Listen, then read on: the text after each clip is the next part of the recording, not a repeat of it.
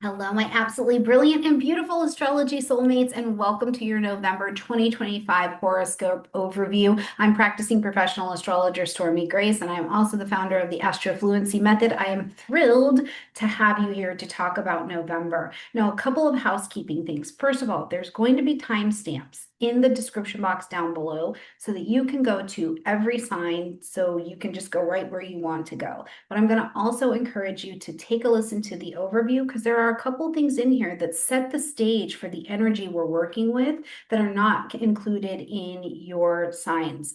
The other thing is that this month it is such a busy month, so I really took my time going through each of the dates, explaining where these placements are. So your forecasts for every single sign are going to be longer. They're almost between 18 and 20 minutes each. So I encourage you to just put me on in the background, put it on podcast style if you like that. Note the dates down in your planners, or if you have the digital transit calendar from our friends at Wise Skies Collective, just have an opportunity to just really take it in. It's the other reason that I am putting these out so early is because there's so much going on in November, and there are some key energies for us to be paying attention to, okay?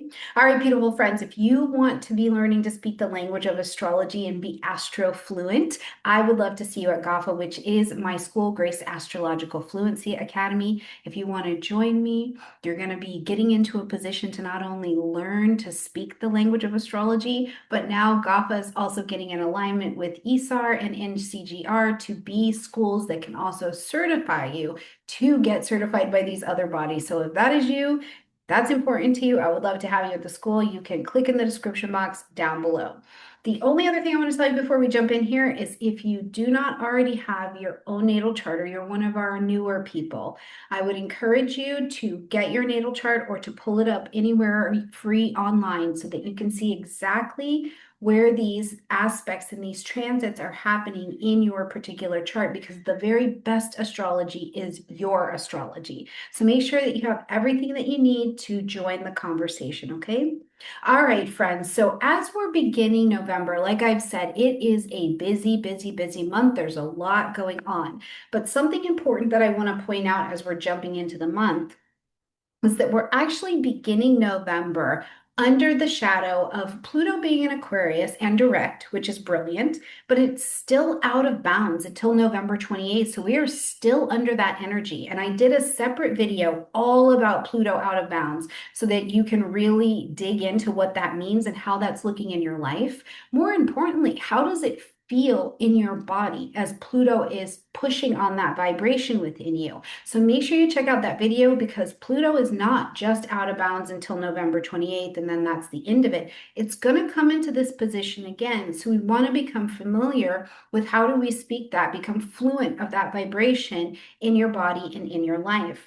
Why it's so important for us to be considering this as we're coming into November is because Pluto here is still unrestrained. Pluto is one of our professor planets, so it governs the outside world as well, countries, societies, a whole bigger vibration. And in an unrestrained energy, Pluto is pushing a lot of collective extremes. We are seeing it. We're seeing it around Aquarian things, technologies, systems, power, social groupings, the way that we think of friendships, the way that we think about AI. And it can have this feeling that these systems are running unchecked, right? It's kind of got this vibration around it that it's just running unchecked out here doing whatever it wants. Now, what this also can feel like is political tension, right? And our friend Dan at World Astrology Report is our mundane astrologer, and he's covering all of that if you want to really go into the mundane astrology. But it is something that we can see and does impact our human and spiritual experiences. Now, we're seeing other things happen as well. We're seeing technology breakthroughs, which is amazing. But we're also seeing technology breakthroughs where they're breaking through so much that there's no rule exactly on how we govern or how we work with them. We're seeing other movements in the world rising faster than they can stabilize. We're seeing all of these things. And it's really important for us to have the knowledge that we're inside of a shifting container as much as we are our own personal lives. But in our personal lives, these things are happening as well.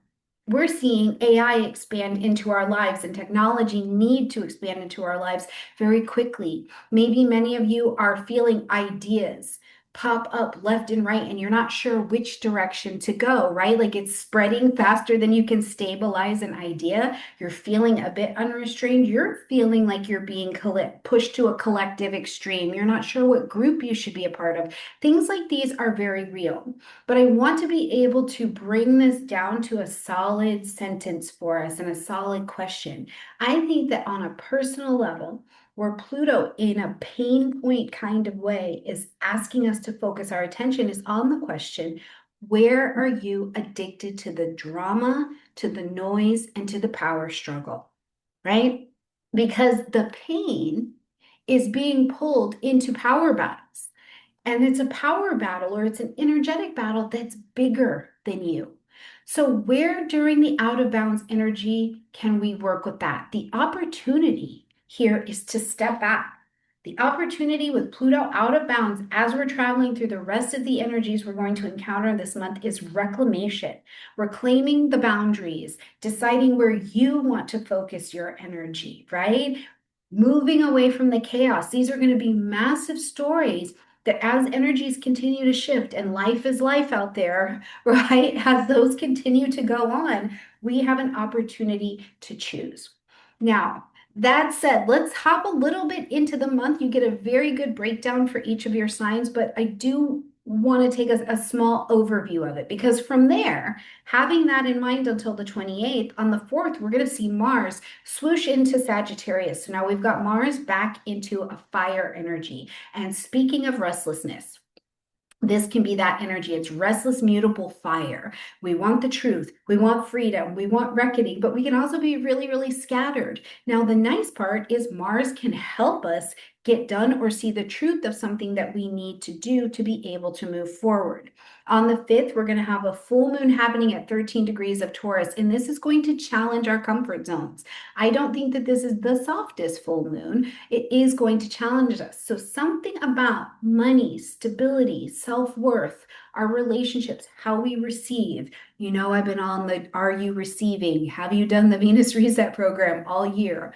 But also this question of, are you clinging to something too tightly? This lunation is going to say open, open, release, release so that we can pivot in a new direction and commit to something that is softer, that is easier, and of more value. On the 6th, we're going to see these different pulls happening again in love and money, but it's when Venus is going to enter into Scorpio. So now we're going beneath the surface. So we're intensifying intimacy, vulnerability, financial bonds. And this is where we're going to come into those deeper waters in the month, okay? Just a day later on the 7th, we've got Uranus, who's already retrograde, sliding back into this Taurus area, but at 29 degrees. So we are, in fact, revisiting unfinished lessons, and they're the unfinished lessons that probably got lit up a little bit around the Taurus full moon as well. They're about money. They're going to be about resources. They're going to be about security and about receiving. Now, we've been working with this vibration since 2018. Okay, we've seen a lot happening. Uranus is also a professor planet, meaning it's governing outside and setting the syllabus. So we've seen crypto booms and crashes. We've seen the environment light itself up and speak to us in different ways. We've seen shock when it comes to our environments. We've seen supply chain instability. There's been a lot that has been going on, but also where are we seeing that in our personal lives? Now, Uranus had a brief step into Gemini and it teased us. It said, this is where we are going next, right? It's like, get on the boat because we are going here next. And this kind of teased us with a little bit of tech. It let us start to see where AI is at. But it could have also felt like AI chaos, technological chaos, right? So now, as Uranus is moving back into the position of Taurus, we're reminded that first of all, the revolution is on and happening, but we have to find a way to ground it.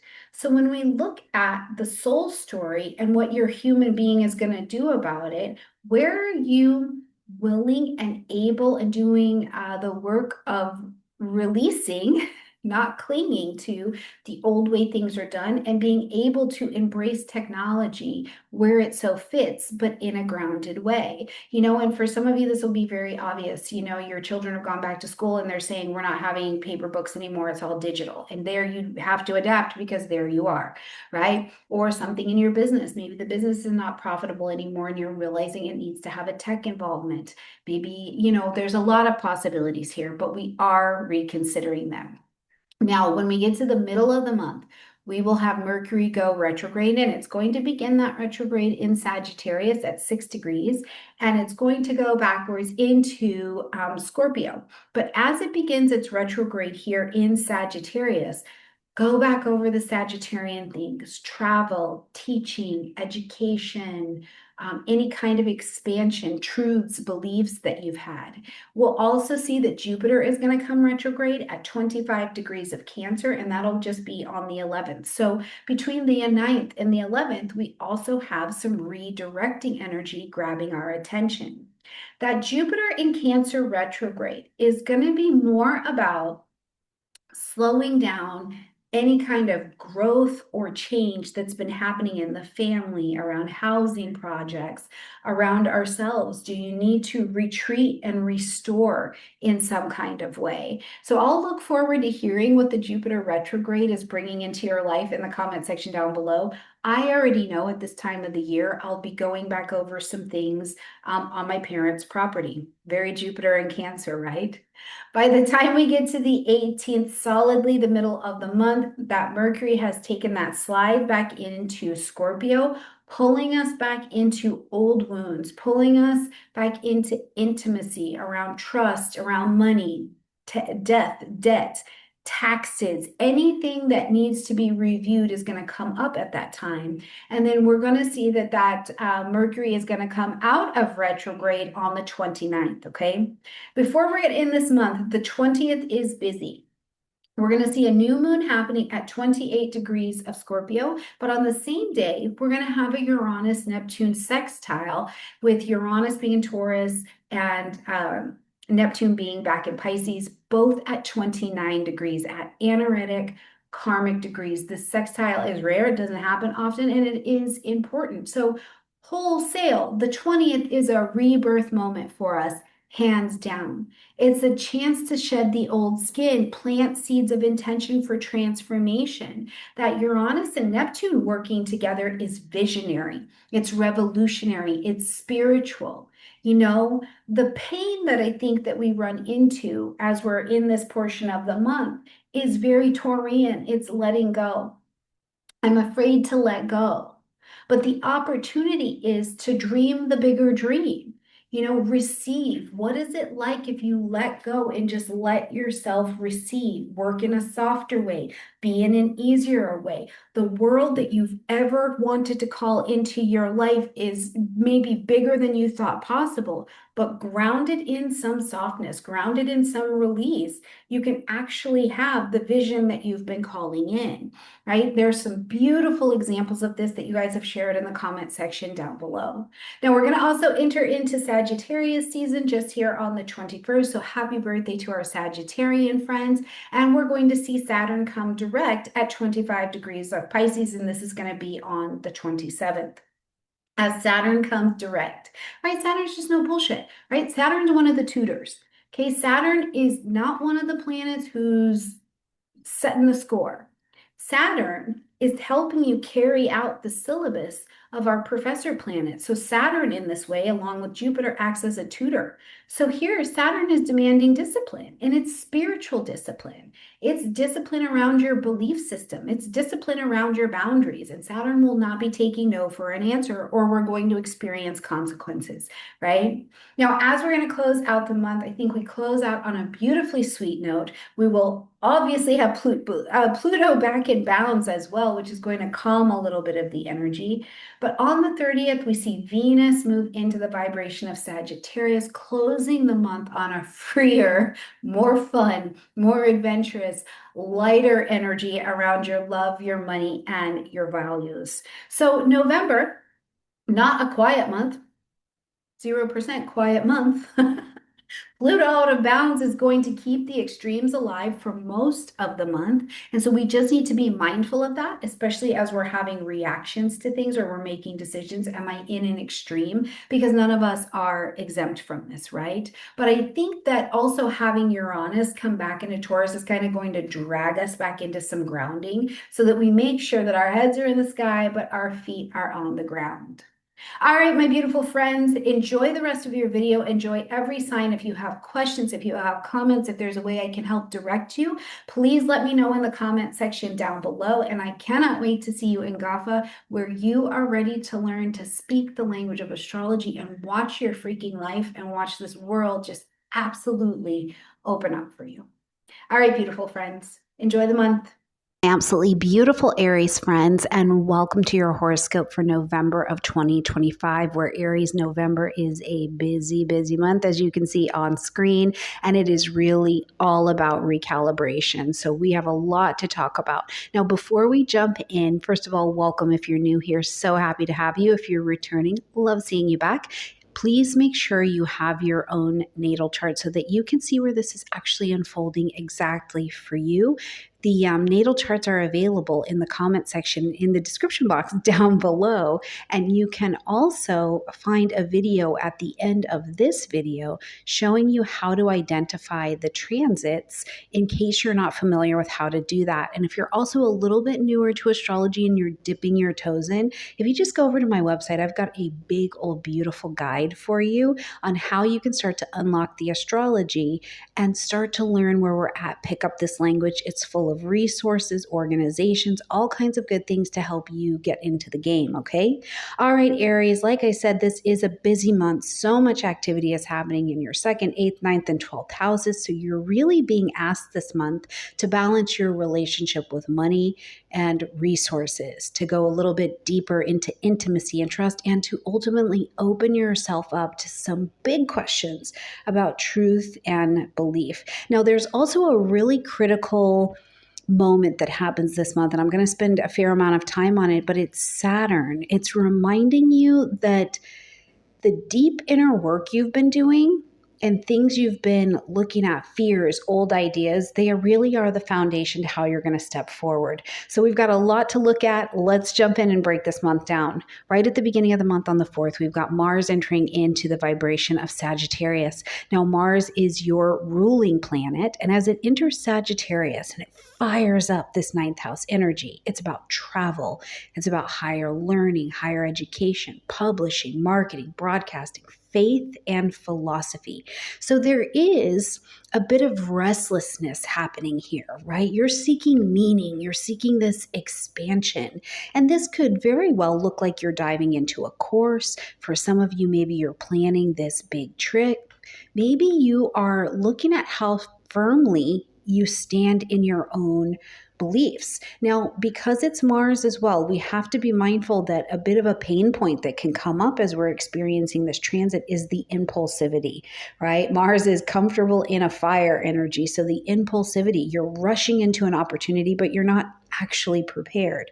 So instead, try to align your actions with what feels like a good higher truth for you, which feels like it's intuitive, it's faithful to you. You know, you're committing to finishing that degree or that certification because it really does support the next chapter of your life, things like that. On the 5th, we've got a full moon happening in Taurus. And this is brilliant because it's just going to light up your 2nd house space. So it's just right next door. Now, you want to be noting down on your chart 13 degrees of Taurus. That's where this lunation is going to be happening. So make sure you're checking it out on that chart. But as it's lighting up this 2nd house space for you, it's all about money. It's about self-worth, how you allow money to flow to you and how you value it. So something around the finances, the possessions, and things of value, it may actually be coming to a culmination to you. Now, one of the things that could be challenging is if you're trying to cling to material security. Or if you're doing something and you are really undervaluing yourself, Aries, right? Like you're just not standing in the truth of the value that's there. Instead, I think that the opportunity available here is to release what doesn't support your stability, right? Receive here. Practice receiving. You are worth the money, the value that is trying to flow towards you. So if you've been doing some kind of side hustle or you've had an idea and it's actually draining your energy and you're like, I have to do it because I have to make money, let it go. Let it go and see what happens. Unless it really truly can be tweaked to realign with your values, it may be something that you're looking at letting go. On the 6th, we see Venus entering into the vibration of Scorpio in your 8th house space. Now, as Venus moves into your 8th house, this is the space I call intimacy and assets. Now, first of all, Venus is not a hustle hard energy. This is an attracting in energy. So it's going to bring to your attention immediately how you receive, right? What's your relationship with rest and receiving in this particular position? Now, Venus is Venus in the 8th house, right? So it's trying to attract in, but how it's going to do that is like a Scorpio. It's relatively intense. It can intensify your love life. It can deepen a partnership. It can bring a focus to practical things, death, debt, taxes, investment. Now, as long as you can avoid the power struggles or avoid financial stress, especially in terms of if there's some kind of shared resource, then I think you have an opportunity to have a greater intimacy, to build more trust, to be more vulnerable, and to make this a container that you can actually receive in. You know, this could be the month that you and your partner finally sit down and have a really hard conversation around money, or you have a really hard conversation with the bank about debt or something like that. Now, on the 7th, we're going to see that Uranus, who's already retrograde, is going to slide back from that visit to Gemini into the Taurus vibration. So this is a revisiting to your 2nd house space. So this is going to bring back those themes for you of financial instability or financial breakthroughs that have really come for you in the last few years. Because when Uranus was in Taurus before, first of all, you might have experienced a lot of shifts in income. Some of you might have even moved to adjust your income. And now you're going to be revisiting those lessons, but it's still Uranus. So some things can feel really destabilizing and we can see sudden shifts happening in money or in what you value. But the opportunity here is to remember, even as it slides back into Taurus, it's sliding back at an anaretic degree. You have all of the wisdom of everything that you learned in Taurus. So innovate your approach to income. Redefine what true security at this point in your life really means for you, right? You know, a job that you thought was really stable might change. And so have you prepared yourself? Have you set yourself up to be able to be stable through that financial transition? You know, maybe it prompts you because of that to launch your own thing or launch something that you can sustain where you're not depending on someone else. It's going to be a really interesting reverse as we look at that. Now, when we get to the 9th, we see Mercury going retrograde in the vibration of Sagittarius in that 9th house space. If you recall, Mercury actually went into its pre-retrograde shadow time back in October. So if you flash back to what was happening for you in October, you're going to be looking at, okay, well, what was the story that was going on for me at 20 degrees of Scorpio? Okay, because this retrograde is going to go between 6 degrees of Sagittarius and 20 degrees of Scorpio. So around October 21st, what was happening for you? Because now, as Mercury is going to station and turn retrograde at this 6 degrees of Sagittarius, it's going to go back and slow down and start to review this story in your 9th house. And then it'll actually be coming direct at the end of the month in that 8th house space. So First of all, go back, check your timestamps. What was going on around travel, education, beliefs, publishing, marketing, broadcasting, any kind of expansion? At this time, you might be rethinking a course of study, or you might be revisiting some old philosophical ideas that you had. I would make space at this point for travel delays, miscommunication, especially in anything that has to do with the law or has to do with academia, so instead just use the Mercury retrograde to be in your review. And it's kind of interesting because I was thinking about this as I was looking at everything that's coming in, particularly having Mars here at this time, that it's like an old teacher or an old mentor like appears in your life again, and they offer you this fresh perspective that you were like, oh, I really wasn't seeing it like that. So let me know in the comment section down below, Aries, if that's you. If the old teacher pops back up, I really want to know about it. Okay, on the 11th, we've got Jupiter taking its retrograde here in Cancer, lighting up your 4th house space. So when you're looking at your chart and you're thinking about the Jupiterian retrograde, one of the first things you want to do is go back to when Jupiter went into its pre-retrograde shadow zone, and that would have been on August 17th at 15 degrees of Cancer. Now it's taking its retrograde at 25 degrees of Cancer, okay? And we're going to be in this retrograde all the way until the spring of 2026. So what was happening for you and unfolding for you at that particular time? Because now you're going to be rethinking some kind of goal or idea or ambition that you have. It can also be phenomenal for helping you go back over any excess things that were happening around home, family, real estate, property. Now, the thing to kind of remember as Jupiter's going to take this retrograde now is that, when you're feeling like you really want to grow and you want to expand and have all the wisdom in this area, you can feel really delayed. It can feel like the home, family, real estate, property zone is delayed. But I promise you, the review is necessary. But that tension between wanting to expand your home or your home life or real estate and the reality of some family responsibilities that you have to take on, it can be a bit of a downer, but it's really important. So you have an opportunity here during this retrograde to connect with your roots. Right? Slow down. What are the family patterns that are happening here? It's all going to be preparing you for any kind of future growth that can be really good. Now, on November 18th, we have Mercury, who's already retrograde, sliding back into that vibration of Scorpio. So now back to this 8th house space. The review is coming back to the intimacy, assets, death, debt, taxes zone. So expect old conversations about that trust, about that debt, about sexuality, about some kind of joint resource to resurface. Now, this is something I do think about. Sometimes when Mercury is retrograde in Scorpio, we can move into a space of obsessive thinking about this particular area, or we're like paranoid in some way. So I would just say, if that's creeping up for you, do a little bit of investigation, because you can get to the bottom of whatever has caught your attention. Mercury is in Scorpio. And instead, if you do that, you're going to be allowed to have a bit more clarity, because it's going to come through the depth of research or conversations. If you need to go back over a loan agreement, or you're deciding, I'm going to go back and take out a loan or something, or you need to renegotiate how bills are being handled in your partnerships in some way, that's a great transit to do that.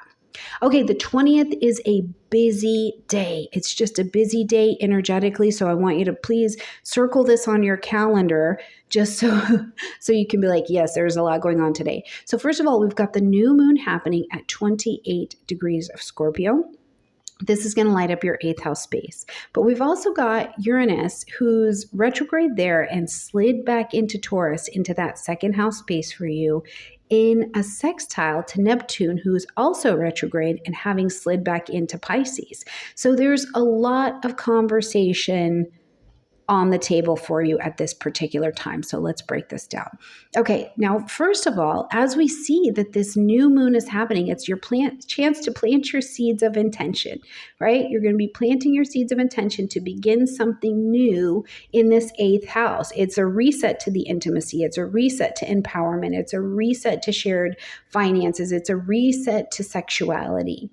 But at the same time, as we have this sextile between two of the professors, which are Uranus and Neptune, it's kind of this blending for you about innovation and money and self-worth with more spiritual breakthroughs that have happened in your subconscious.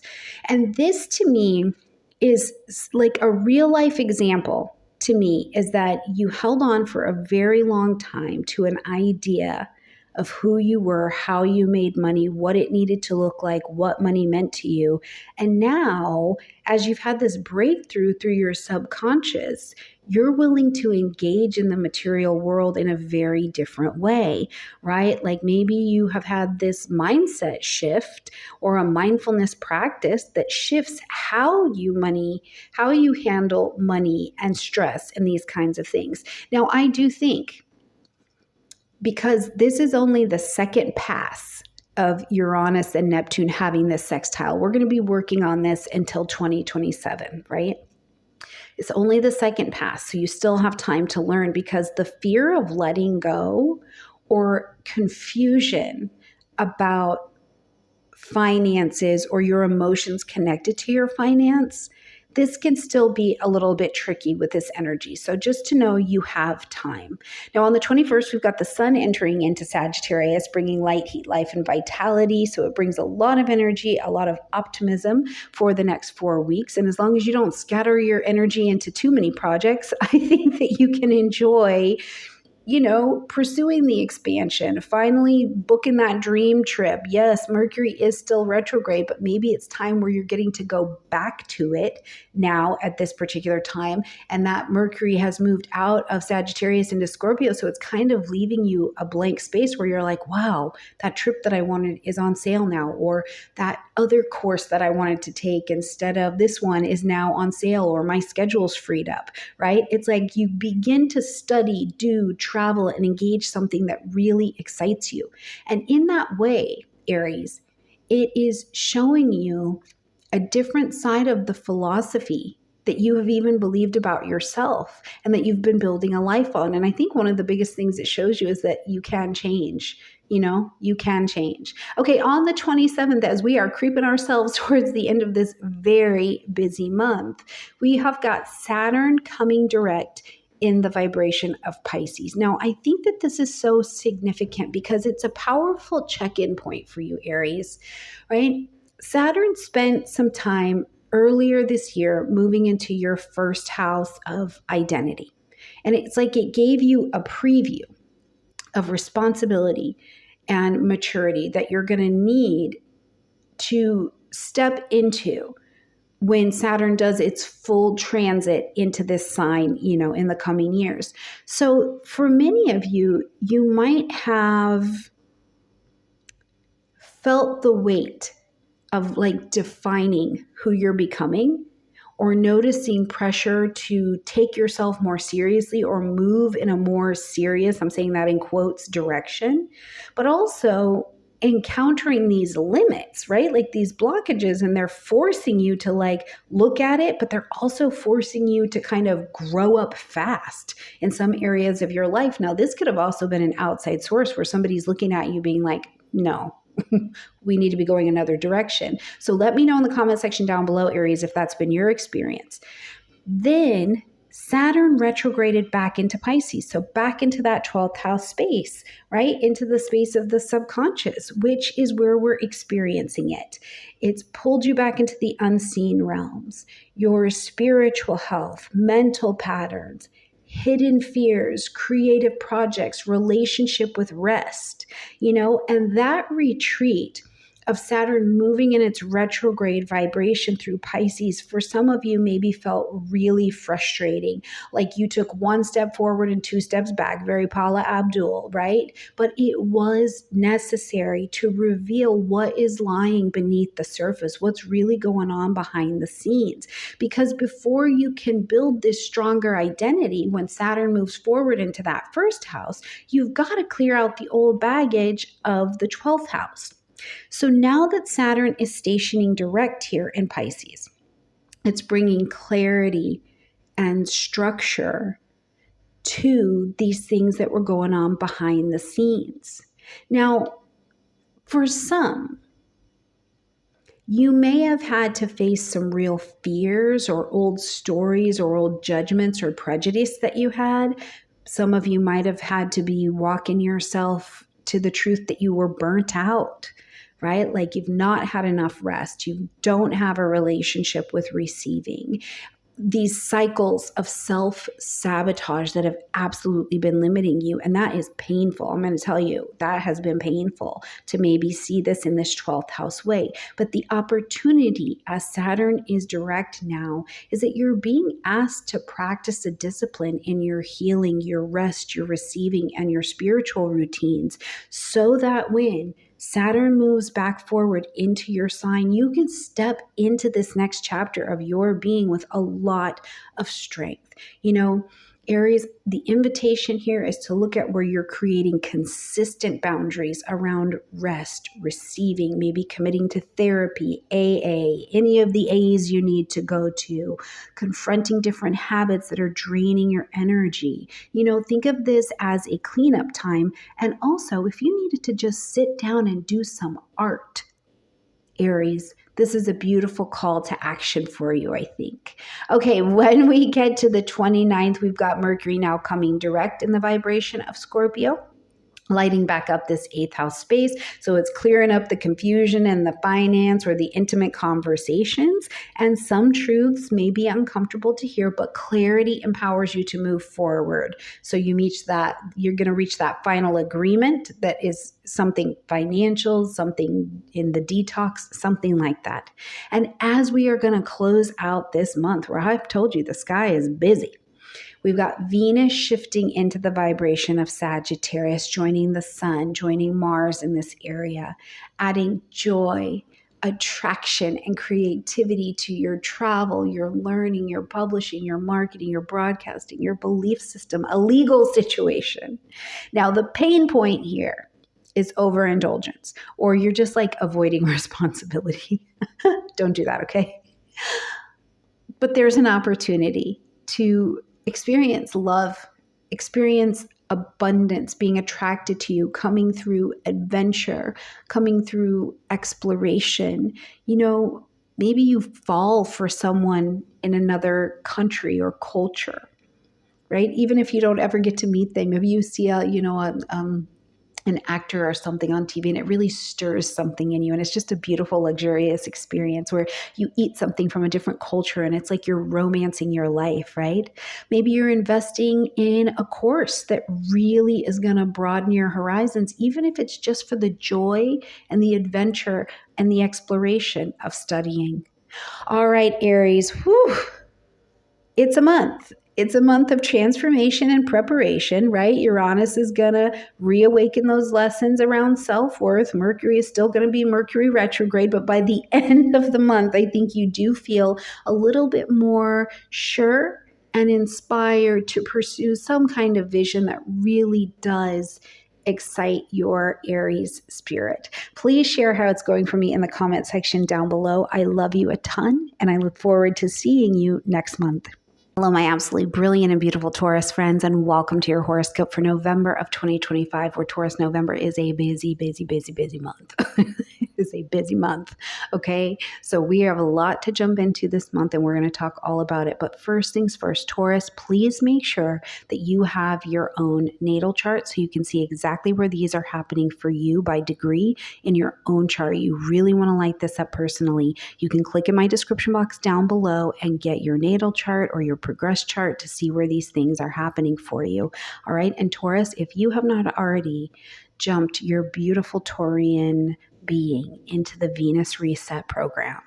Uranus is coming back into Taurus. Your relationship with rest and receiving is on the line here. I would really encourage you to jump in. Okay, Taurus, let's see what this month has to offer, because this month is definitely a time when I think your relationships, your sense of identity, your long-term goals, they are all getting really restructured. And there is a special sauce in here of you revisiting some old lessons that you thought you outgrew, but you're almost done with them, but also planting some new seeds for the future. So let's jump in and break it down, because it's a busy month. We have a lot of dates to cover. So right here on the 4th, we see Mars entering into the vibration of Sagittarius, lighting up your 8th house space. Now, as it brings this energy and this movement to your space of intimacy and assets, you have shared resources, transformation, death, debt, taxes. First of all, you might feel this really strong push to deal with something, especially financial or like a debt, maybe even some kind of power or control dynamic in some kind of close relationship. And Mars here can make you more fearless about diving into that, because some of that is really the hard stuff, whether that's having a conversation in your relationship or dealing with taxes, discussing intimacy issues that have been swept under the rug. This is where we see Mars really shine for you. Now, where we need to be mindful of it is that tension can flare. If there's been some kind of financial imbalance or something hidden, if there's been hidden resentment, Mars in the 8th can really stir that up. It can also stir up a fair amount of jealousy or conflict around the things that are control. It can stir up issues around control. So just be mindful of that. Instead, I think use this transit as an opportunity to have those courageous conversations, especially because they're going to lead to some kind of long-term healing. You initiate a conversation with your partner about how you want to split up responsibilities, or you really aggressively tackle debt or investing instead of avoiding it. Now, on the 5th, we've got a full moon happening at 13 degrees of Taurus, lighting up your 1st house space. The full moon is going to ask us to end something, acknowledge something, or to make an adjustment, bringing a full culmination to something very personal for you, your identity, your body, your goals. They're all under the light of this lunation. Because a full moon in the 1st house, it can push you into more visibility. Maybe you're being recognized for something that you've been working on, or you're feeling compelled to release maybe an old version of yourself. And as long as you do not cling to some kind of outdated self-image or resist where the needed change to your name is at, I think that you can step more fully into who you're becoming, Taurus, because I'm telling you, especially if you have your relationship with receiving really underway, you are different. And that may lead to making a more bold change in how you appear. Maybe you're making some kind of big personal announcement about a decision that you're making. You launch a project. Something like that is going to push your visibility. On the 6th, we see your ruling planet is going to enter into Scorpio, activating this 7th house of partnerships. And I always like to remind us that they're conscious, chosen one-on-one relationships. You chose them. You are connected to these relationships because they take you someplace you can't go on your own. Okay. So relationships now take on a bit more passion, depth, and intensity. And these are not bad words, but Venus is an attracting planet. So you might be attracting that intensity in. If you're already partnered up, your dynamics may feel a bit more intense or a bit more magnetic, but also a little bit more sensitive, because again, maybe there's some control issue going on here. If you're single, this could draw in connections or opportunities to you that feel more fated, or if you connect with this person or this resource, you're going to transform. Now, I do like to pay attention again that a pain point of Venus in Scorpio can be jealousy. It can be secrets. It can be power struggles happening in relationships. It can be, but it can also be deeper bonding through vulnerability and honesty. Maybe this is the time where you and a partner finally talk about some kind of hidden fear or hidden something that's been going on, or you meet someone who really challenges you to open up in ways that you normally would avoid. Let me know what that looks like for you in the comment section down below.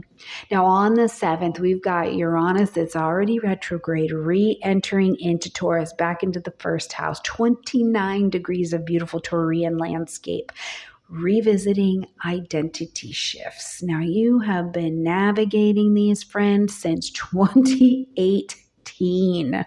Okay, earlier this year, we saw that Uranus briefly stepped into Gemini. So we turned our attention to finances, technology, communication, writing, all of these things. But now it's back in your sign. And I think, Taurus, that this is a reminder that your personal reinvention, it isn't finished, right?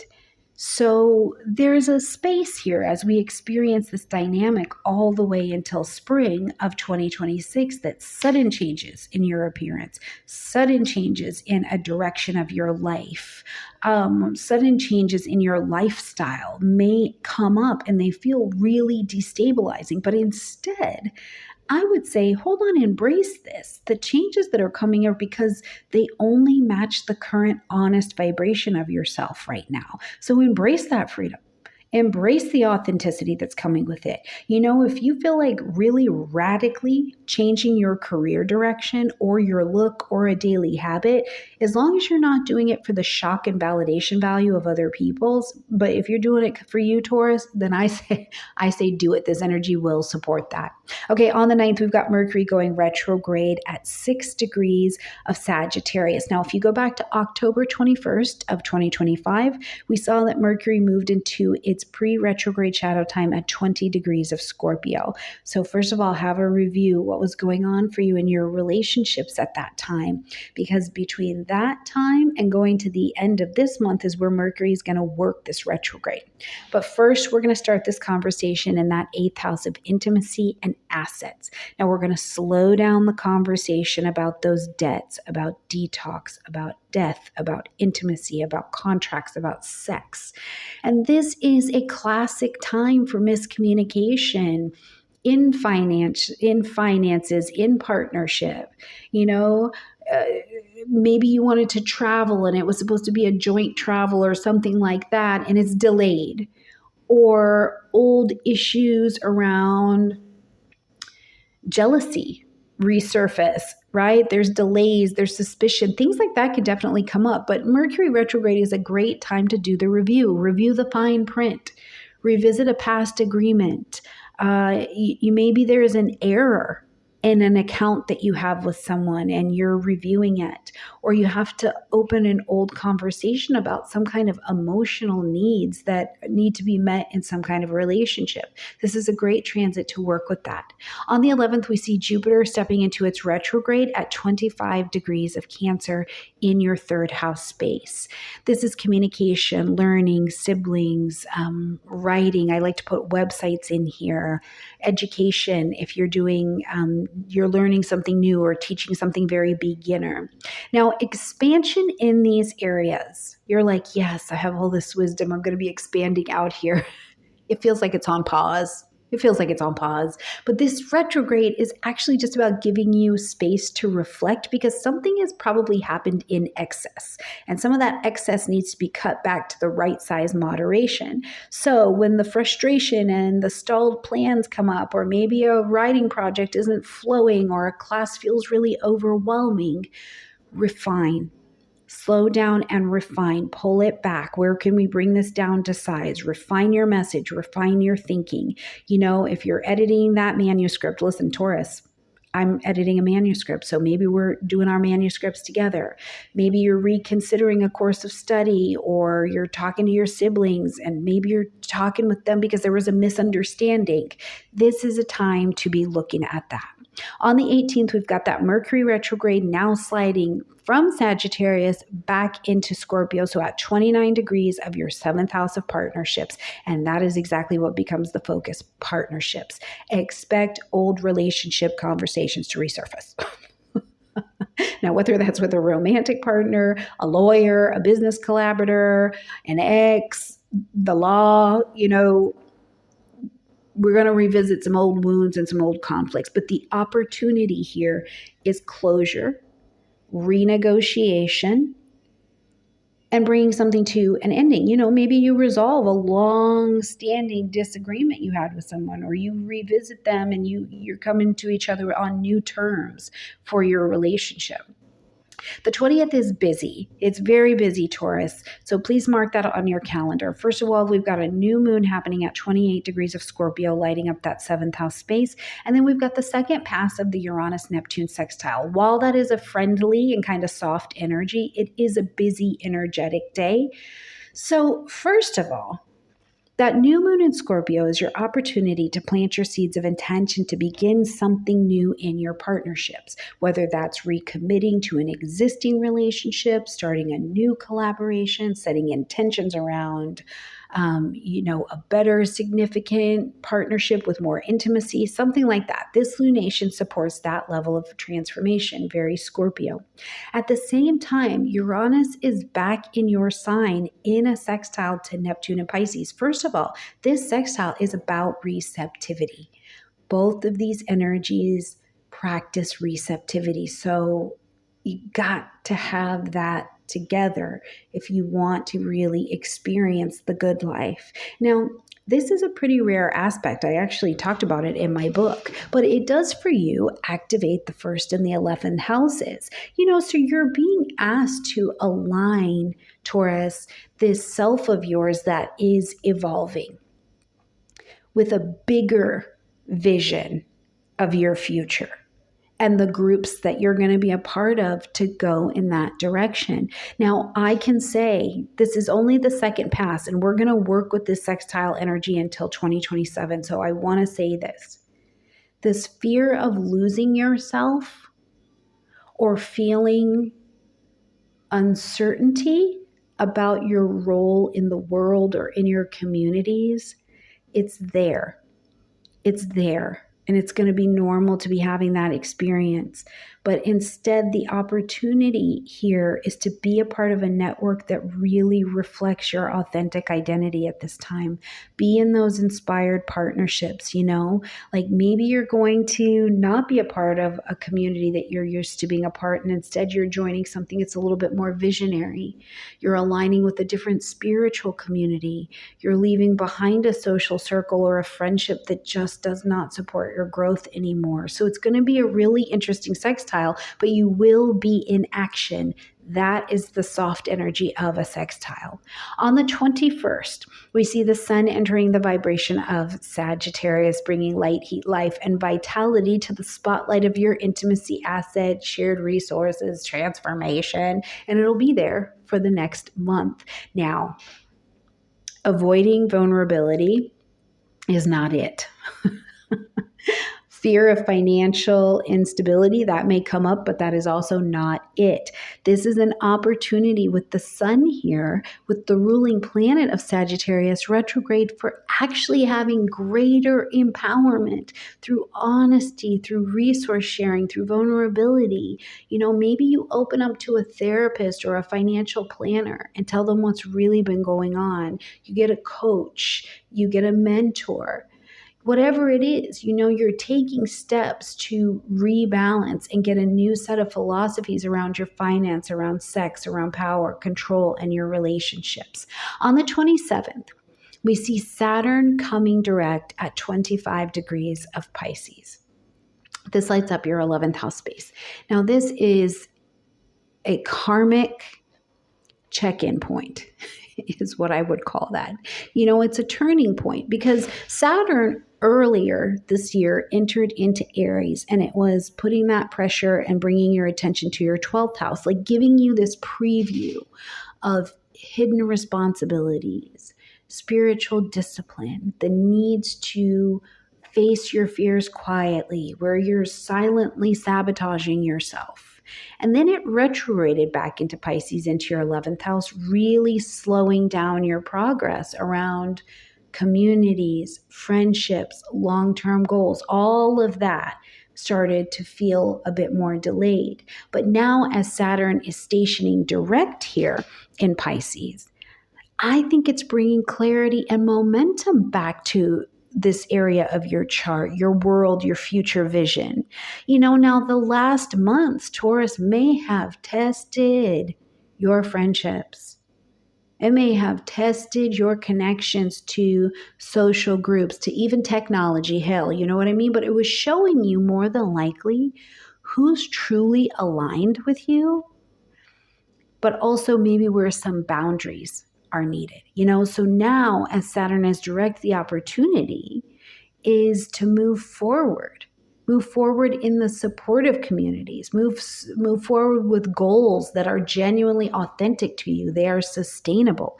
Setting boundaries with a group that drains you would be a great idea. Committing to some long-term plan with people who actually support your growth. I think that this Saturn direct is also really a good opportunity to get a mentor, get a teacher, somebody who can take you to that next level. Because if you think of this moment as where you can anchor your role in what you want to be known for and what you want to do in the collective, this is going to help you as Saturn eventually moves forward into Aries and to focus into your inner life. You will have the guidance. Oh, just absolutely a beautiful energy to take with you.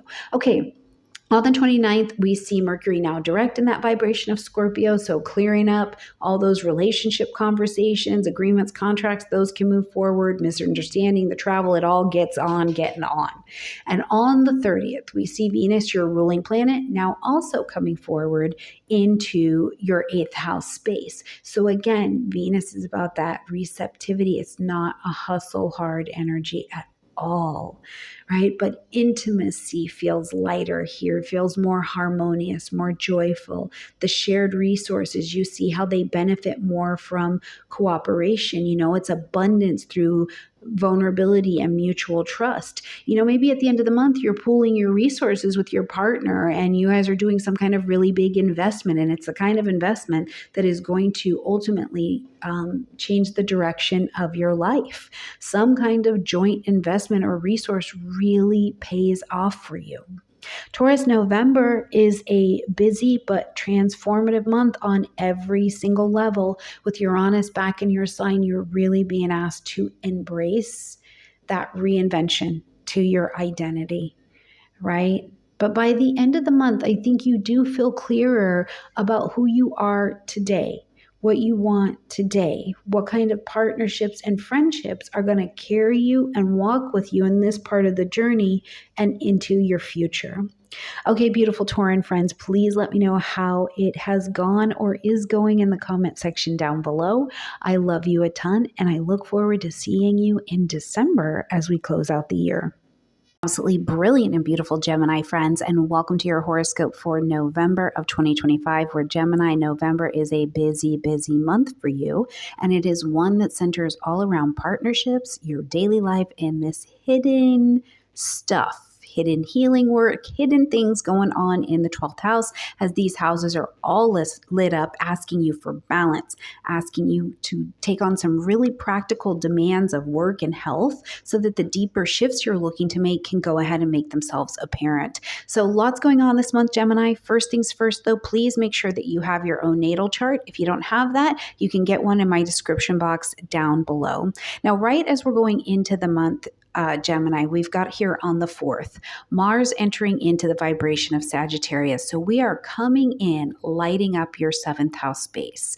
As Mars comes into Sagittarius, not only does it bring action and energy and movement to your 7th house, that's all about partnerships, one-on-one, conscious chosen relationships and partnerships. So here you can expect, Gemini, a burst of energy, a burst of action happening in your relationships. Now, this could mean passion. I love that. This could also mean a potential for conflict if you're not mindful. So something to be paying attention to is, where are the disagreements that may be flaring up for you in partnerships with your clients, with people you are in some kind of collaboration with? Mars here can really make other people seem like they're being pushy or demanding with you. But the opportunity is to go, hold on, this is the perfect time for me to actually take action in a partnership, especially if something has needed a little momentum that hasn't been there. Maybe you initiate that business partnership or you initiate that business plan. Maybe you have the courage to speak up in your marriage or a partnership, or you're confronting a legal issue. Whatever it is, with Mars in this particular placement, you're going to be confronting this head on. Now, on the 5th, we've got a full moon happening at 13 degrees of Taurus. So this is going to light up your 12th house space. The full moon asks you to end something, acknowledge something, or to make an adjustment. But here in your 12th house of rest, things going on behind the scenes, things that are hidden, things that are in the subconscious, something behind the scenes is reaching its culmination. Now, this could be the end of a secret, the end of a cycle that's maybe been happening for you in secret. Maybe you are releasing an old fear that you had. You're going back to some kind of recovery program, or simply an awareness that you need more rest, right? Because burnout, self-sabotaging habits, hidden stress, all of these things surface from a 12th house space that is depleted. So the opportunity at this particular full moon, with all the lights in the sky, are to release what is draining you and embrace a more healing balance here. If you decide, okay, I'm going to cut ties with this habit, too much scrolling because it's draining me, or I'm going to end some kind of behind the scenes, done in the dark situation.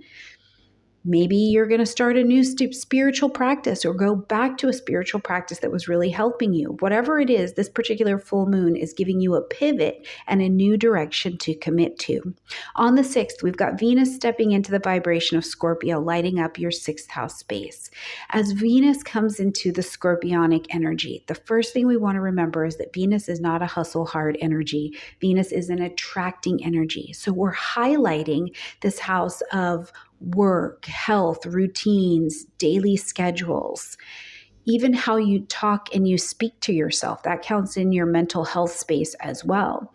So daily life can feel a bit more intense, but as Venus comes here, she's going to start to attract more healing and more ease here. So if you've been having Gemini power struggles at work, some kind of unhealthy pattern in your routine, and you've been trying to get it to be different, or maybe you're overdoing it in service to other people, Venus here is going to help you or provide an opportunity to find the beauty in discipline. Maybe you are now investing in that wellness routine because you've realized you can't change this pattern yourself. You've given it your best shot and now you need some help. So you're investing in some kind of wellness. Or you're experiencing a shift at work, and this attitude and this energy shift is bringing a lot more fulfillment into the space, right? Because Venus is also just Venus. Relationships and money come with Venus as well, especially when we can receive. So look at, in your 6th house, in your day-to-day life, Gemini, can you receive? Because if you can, Venus is really going to help you out in this particular area. Now, on the 7th, we've got Uranus, who's already retrograde. It went retrograde in your sign, but now it is sliding back into the vibration of Taurus, back into that 12th house space. And this is a turning point, I think, because as Uranus slides back here, it's coming back to 29 degrees of Taurus. So it's reawakening these themes that you'd been facing and working on since 2018 in this 12th house space, those hidden things, hidden enemies, healing, things going on behind the scenes. And earlier this year, as Uranus stepped into your sign and started lighting you up, sparking sudden change, new identity, new ideas, different things with your body, different direction for your life, it was this beautiful preview of, I think, the personal reinvention and the way that you're going to be able to move. But as Uranus is having this retreat back into Taurus, it's first to finish out the work of clearing on what was going on behind the scenes, keeping you stuck.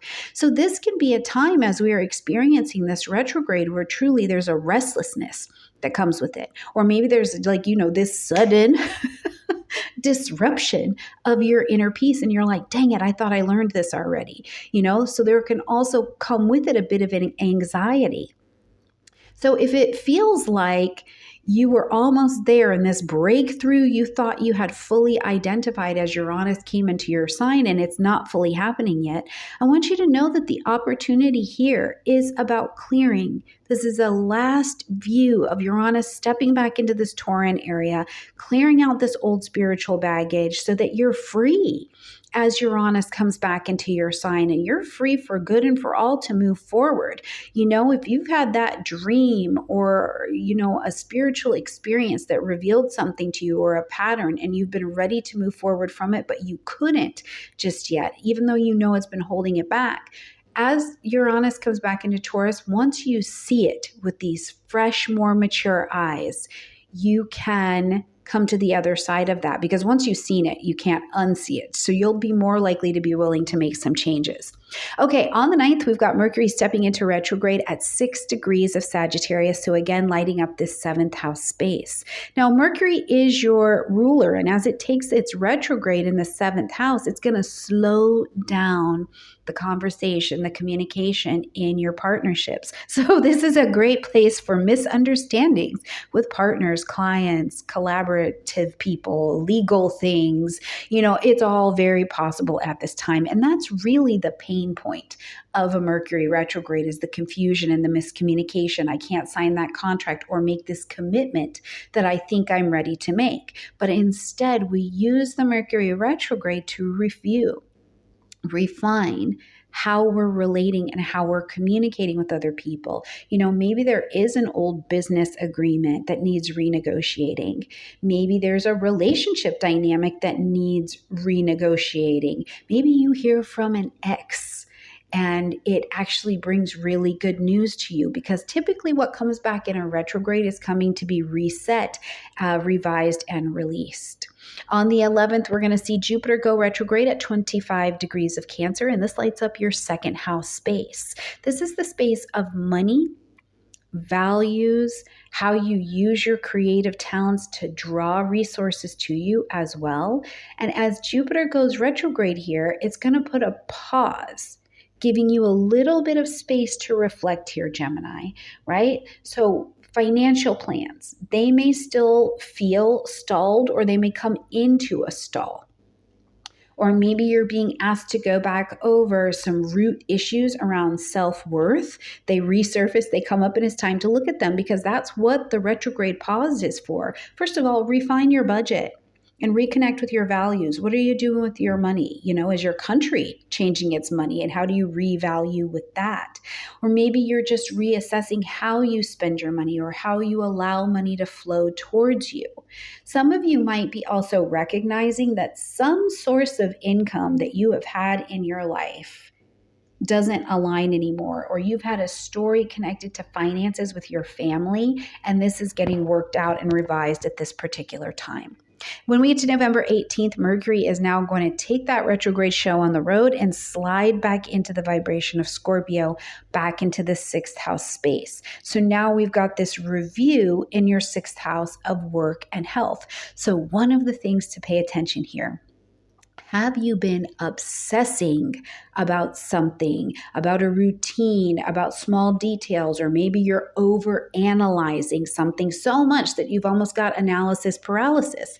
Where you can use the Mercury retrograde here is uncover what's going on. Is there a hidden anxiety in your daily pattern and you're avoiding it, or you don't like it, or you're getting stressed as you go towards it? And that's what needs the addressing. You know what I mean? So maybe you discover that a particular health habit or like a gym routine is not actually working for you.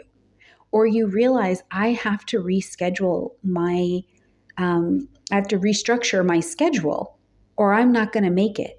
I'm not going to ever get out of this burnout. That is the way to reuse this Mercury retrograde.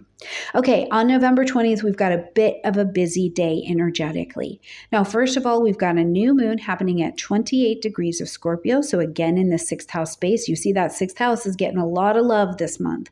But we've also got Uranus and Neptune in a sextile for you. So, this is interesting. This lights up between your 12th and your 10th house spaces. So, I think it's one of the biggest days that we have of the year, honestly, with this combination of energies, because the new moon here in your sixth is going to invite you to plant your seeds of intention to reset your work, your routine, your health.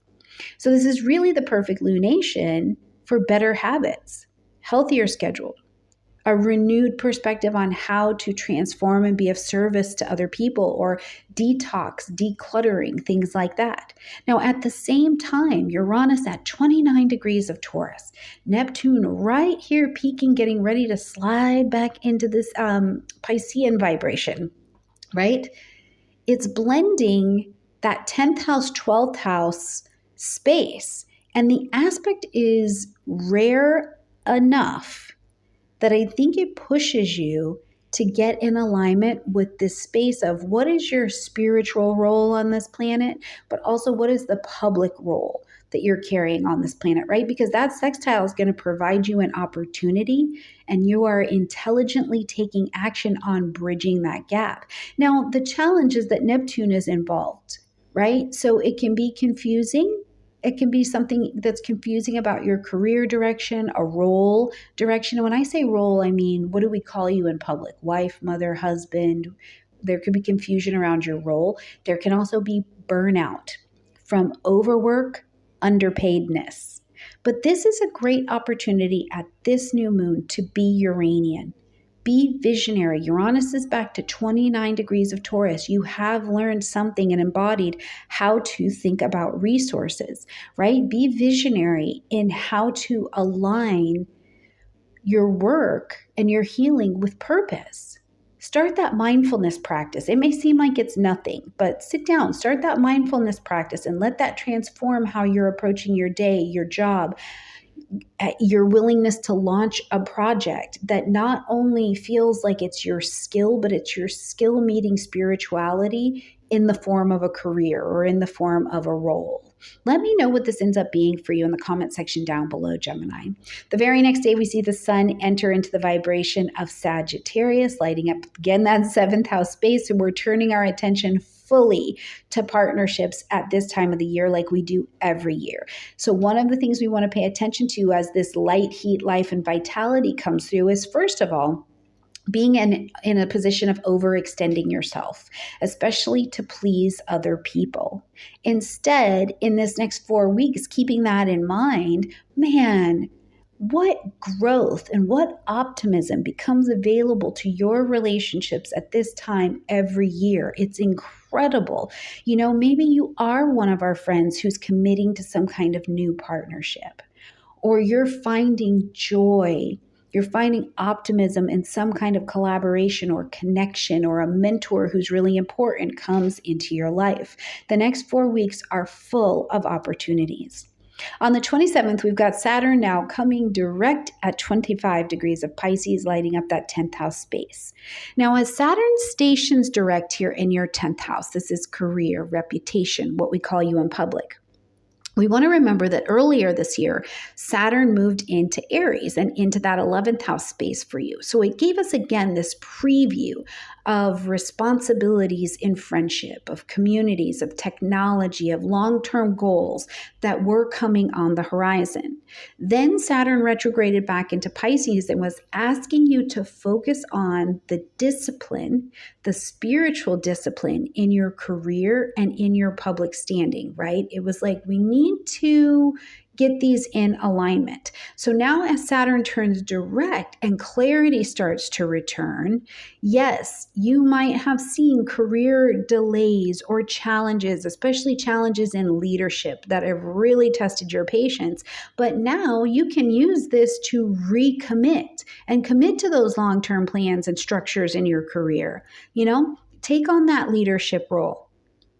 Formalize your professional reputation.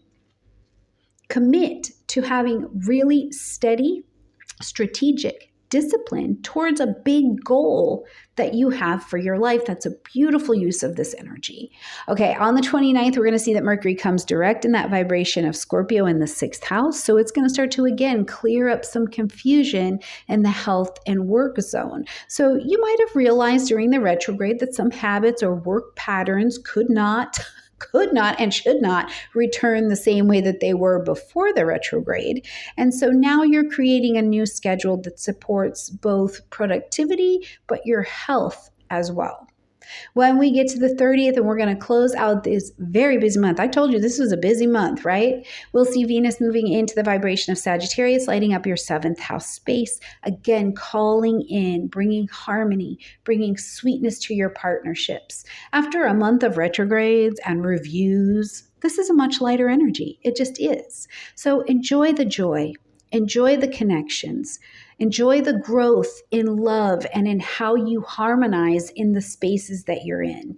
Reconnect with a partner and let it be on a deeper, more optimistic, more curious kind of level. Or maybe you're starting a new romance and it feels like adventure, or this person is foreign. They come from something or somewhere different, really different than you and your philosophies, and you're just learning so much from that energy. Whatever it is, if you stay out of the over idealizing that we can do in partnerships and not spread yourself too thin, I think, Gemini, that November being so much about partnerships and healing and purpose, that by the end of this month, you can leave more connected, more authentic, and more aligned with the vision that you have for yourself as you're prepared to move forward.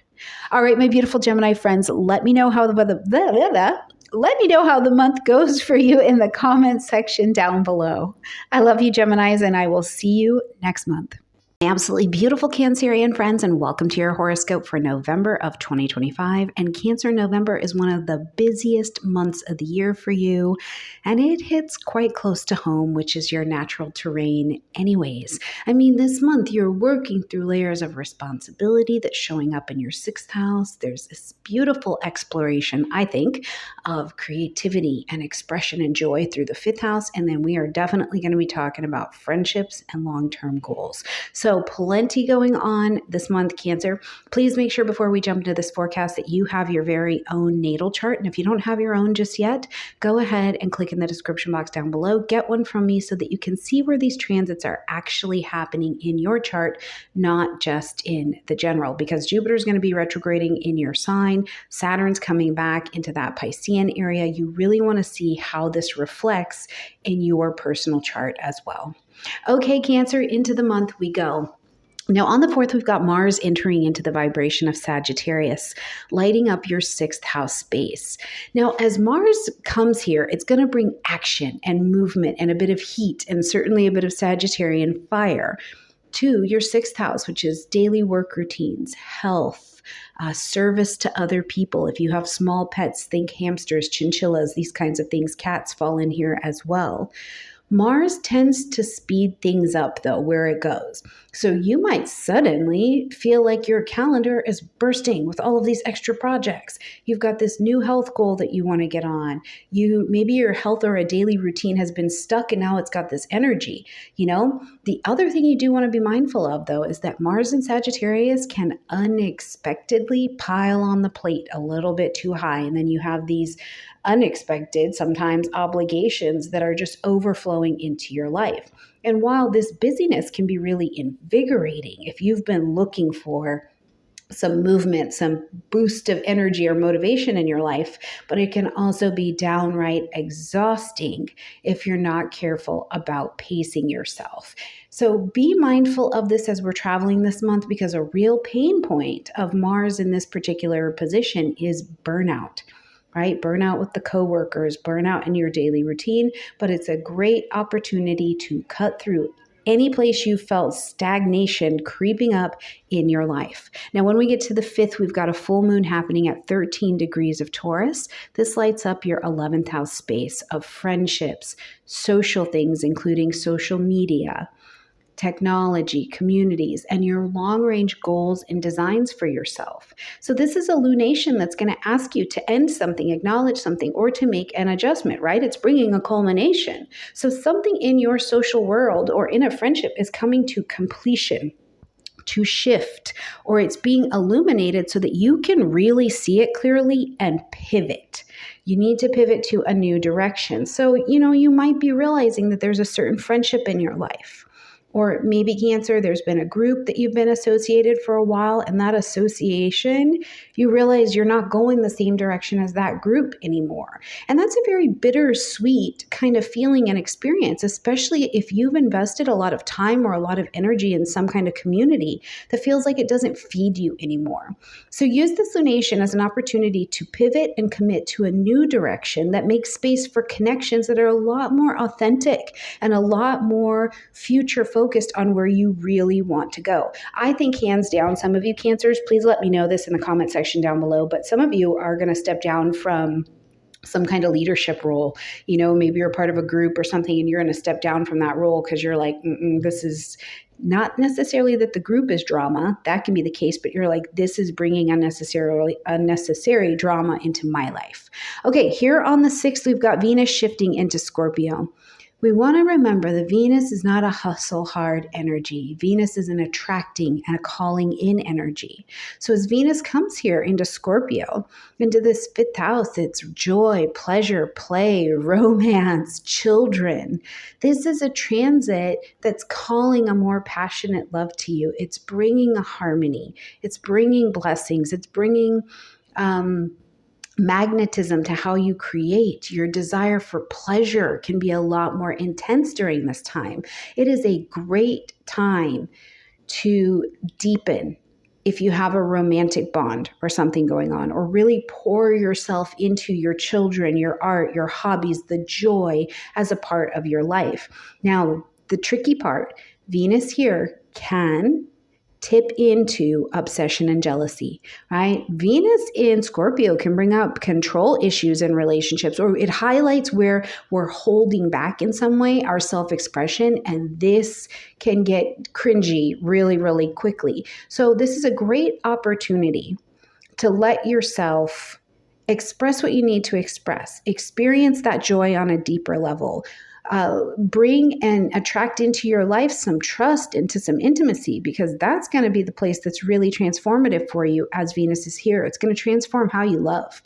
All right, on the 7th, big energy. We've got we've got Uranus, who's already retrograde, re-entering into the vibration of Taurus, lighting up your 11th house space. And this is a major turning point, because when Uranus re-enters Taurus here, it's coming back, of course, at 29 degrees. So it's bringing back these themes that you've been navigating since 2018 in this 11th house space, around these friendships, around these groups, this long-term vision.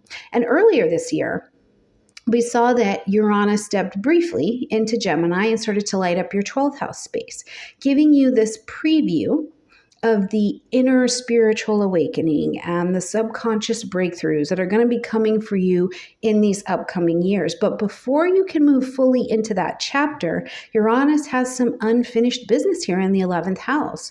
So this is a point where we can look at the instability in those friendships, in those networks, in your relationship to technology.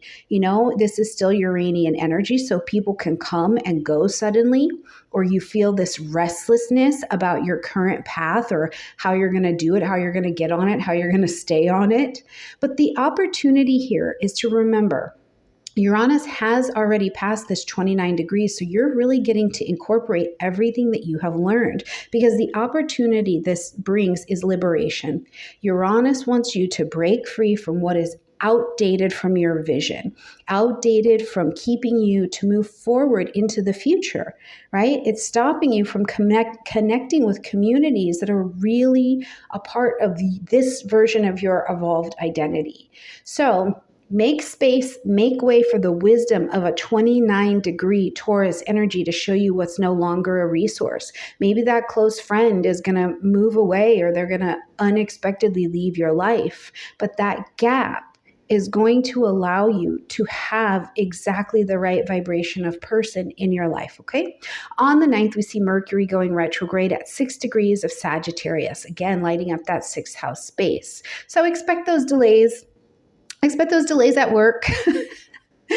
Be mindful of any health things or appointments or surgeries that are coming up, because maybe they even resurface, or you were supposed to have a surgery at a different time or an appointment at a different time and it's all being rescheduled. Just make a lot of space, because this could be a time of endless small errors or conversations looping back on themselves.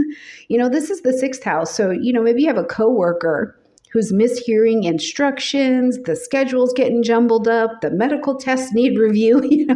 It can be things like these that we want to just make space for, because the opportunity is to find some new or better appointment day or a more efficient system. Retrogrades are simply about refining. On the 11th, we've got Jupiter now going retrograde at 25 degrees of Cancer, so right here in your 1st house. Now, this brings the spotlight, of course, back to you. Jupiter's already been in your sign, so now we're just going to reflect on what it's shown you. What have you been learning about your body, your self-image, your confidence? Normally, Jupiter in the 1st house expands your presence in some way. Sometimes it expands that body fat. Sometimes it expands, your optimism. But in retrogrades, now the expansion and that growth is turned inwards. So sometimes what this can look like, depending on what you've learned, is self-doubt, actually. You can feel like you have lost momentum in this world, or that others really aren't noticing you or noticing your efforts in some way. But this is an opportunity to reflect. Jupiter here is going to ask you to reconnect with your own values and your own sense of what brings you purpose. Maybe you go back to a personal project that you were working with and you're really looking at, does this truly align with who I'm becoming, or is it done, even if you felt like you were right in the middle of it, Maybe you even recognize in a situation how much inner growth you've already accomplished since Jupiter came into your sign, and you're like, no wonder this stuff doesn't fit anymore. I've outgrown it, right? So, and sometimes it's going to be the pants. Listen, sometimes you just outgrew the pants, and that's okay too.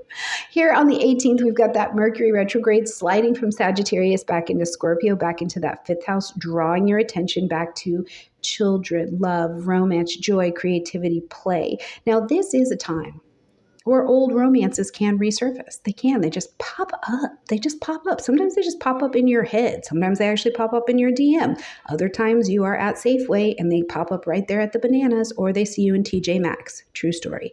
Or maybe there's some kind of unfinished creative project that you were a part of, and it's calling, or it's demanding. This is Scorpio. It's demanding your attention. Just be mindful. It's still a Mercury retrograde. The miscommunications, the frustration are here. Being overly critical of yourself is something that we can call in at this time, but instead let's lean into the opportunity, because it's a chance to heal through revisiting the past, reconnect with that past lover for closure. That does not mean go out and find them. That is not what Astrologer Stormie is telling you to do. I am saying, even if they pop up in a dream, send them love, Hapona Ono for everybody, and let people go. Finish that old project so that you have space to create energetically with new perspective. Now, the 20th is a busy day energetically, so circle this one this month on the calendar. First of all, we've got a new moon happening at 28 degrees of Scorpio, but we're also going to have Uranus and Neptune in a sextile. So this day is a bit of a game changer energetically, because that new moon in Scorpio is our chance to plant our seeds of intentions for new beginnings here in this 5th house: joy, pleasure, play, creativity, children. It's time to ask yourself, okay, what do I truly want to create? How do I want to love? What brings me joy? How am I loving and supporting my children? These are going to be the questions of this particular new moon. Now, at that same time, we've got Uranus here at 29 Taurus in a sextile to Neptune at 29 Pisces, both vibrating at karmic and anaretic degrees. So this is linking your 11th house to your 9th house. And it's not only that, this is a rare transit. So it's going to invite you to do something rare. It's going to invite you to dream bigger, really big, like the world that maybe you have always had a dream of something, the world wasn't ready for it yet, and now it is. The container of the actual world you live in can handle it. So dream bigger. Connect your future goals with your spiritual and your philosophical growth, right? Like, what are new ideas and attitudes and beliefs that are guiding your life? Because now is the time where they will fit into the world. Now, the trick to this, and what can be sometimes a pain point, is the uncertainty. You feel torn between, the old and the new versions. That's really what's happening. But the opportunity here is what I like to call vision clarity, because this sextile is not only opportunity, but you're in action, and through action, you're gaining clarity. You're being shown how to blend your friendships, your beliefs, and your creativity into something that is so wonderfully inspired. And it comes together where it almost feels like you understand your bigger mission in the world. It's a beautiful energy. All right, on the 21st, we see the sun move into Sagittarius, as it does every year, bringing that light, heat, life, and vitality to your 6th house. So you can see the 6th house is busy until like late December. Now, this is great because Sagittarius is excited. You're like, I'm going to set some new boundaries at work. I'm going to have a healthier lifestyle that gives me energy instead of draining me. I'm going to be a digital nomad. But the challenge is that you feel weighed down by some kind of obligation, or maybe you're even already in the space where you're experiencing that drain of overwork. As the sun is shining here, the real gift, I think, or the real opportunity is clarity about how to build the healthier daily routine, how to have more supportive routines in your life. It's almost like you go beyond your horizon and you're willing to learn and let someone show you how to do that so that you don't have all of this weight on you. As we get to the 27th, we're going to see that Saturn is coming direct in the vibration of Pisces. Now, Saturn coming direct in your 9th house, which is publishing, marketing, broadcasting, international travel, beliefs, higher learning, it all fits in there. This is cool. This is where your attention has been at, because earlier this year, Saturn actually moved into Aries, into your 10th house, and it was giving you this beautiful preview of your career, your roles, your next responsibilities to come. But then it retrograded back into Pisces and started to test your faith, your education, your spiritual path. All of these came with a bit of testing, right? So now that Saturn is direct, it's bringing momentum and structure. So what has been feeling like your spiritual education or like your educational journey in some way, maybe it felt like it was stuck or you couldn't get it out there, or that your beliefs about everything were being tested. Now, direct is the opportunity to commit to a road and walk forward with it. Commit to that study program. Take on that new spiritual study. Go down this road if you genuinely believe that path is going to help you grow. Some of you with this Saturn coming direct, you'll finish that degree program. You will. That's it. Or you're going to, formalize some kind of long-term travel plan or teaching goal or something that you have. You're going to do it. So you're almost there. Don't give up. When we get to the 29th, Mercury is coming direct at 20 degrees of Scorpio, back into that 5th house space. So clearing up some of the fog around the kids, the creativity, the romance, the joy. And you may need to accept at the end of this retrograde that truly not all connections or projects are going to be able to move forward with you. But the opportunity here is clarity about what can and what actually excites you. It's not about logic. It's about, does this light you up? Does this light your child up? Is this exciting to you? That's the gift of this retrograde. Now, as we're going to close out this month, we see Venus shifting over from that scorpionic energy into the bright sweetness of Sagittarius, bringing, listen, it's been a month of a fair amount of intensity. This is going to lighten things up. So find joy in your daily rhythms as Venus is calling in ease and receptivity here. Enjoy a hobby, start a new hobby, and allow it to be an act of love and receptivity and self-care. This is Venus. Receive, receive, be in the pleasure. Create harmony in your work environment. You know, we get to experience the spaces, the vibrations, and the environments that we help to create. So if you want some, create some. All right, my beautiful Cancer friends, November is a busy, busy month. Responsibility, creativity, vision, these are on the menu for you. But by the end of the month, I think that there is more clarity. I think that you feel a bit more inspired. And certainly, I think that the month leaves you standing a little bit stronger in your own truth, which is always the goal. All right, my beautiful Cancers, let me know how the month went in the comment section down below. My absolutely brilliant and beautiful Leo friends, and welcome to your horoscope for November of 2025. We're Leo this month. It's a month of contrasts for you. It really is. You know, we've got joy and creativity on one side, but then we've got home and career responsibilities on the other. So it is definitely a month where you're being asked to balance multiple areas of yourself, play with depth, visibility, privacy, passion, discipline, you know. But the thing I love about November for us at this point is that so much change has come down into 2025, and we've learned a lot about how do we survive through the uncertainty. So, Leo, as you're encountering these multiple turning points this month, I think you see how each one, how you've been reshaped by what you've learned, how you've learned to work, love, belong here in 2025. Now, Leo, before we jump in, please make sure that you have your very own personal natal chart, because the very best astrology is your astrology. So seeing exactly where these transits are happening in your own chart instead of just listening to the general is really that's where it gets good. And I want you to have the very best. You deserve the best. So make sure you have your own chart. If you don't have one, you can get one in my description box down below. All right, Leo, into the month we go, and it is a busy month. Starting out on the 4th, we've got Mars entering into the vibration of Sagittarius. So lighting up and bringing energy and movement, conflict where it's needed to your 5th house of romance, joy, creativity, pleasure, play, children. Now, this is a fiery, playful energy. So if you've been feeling a bit down in the dumps or like the motivation's been a little bit low, this reignites some energy. It motivates you to create, to perform, to fall in love again, to connect with your children. The trick that I think we have to be mindful of when Mars does come into Sagittarius is scattering yourself, right? Because Mars can make you impulsive.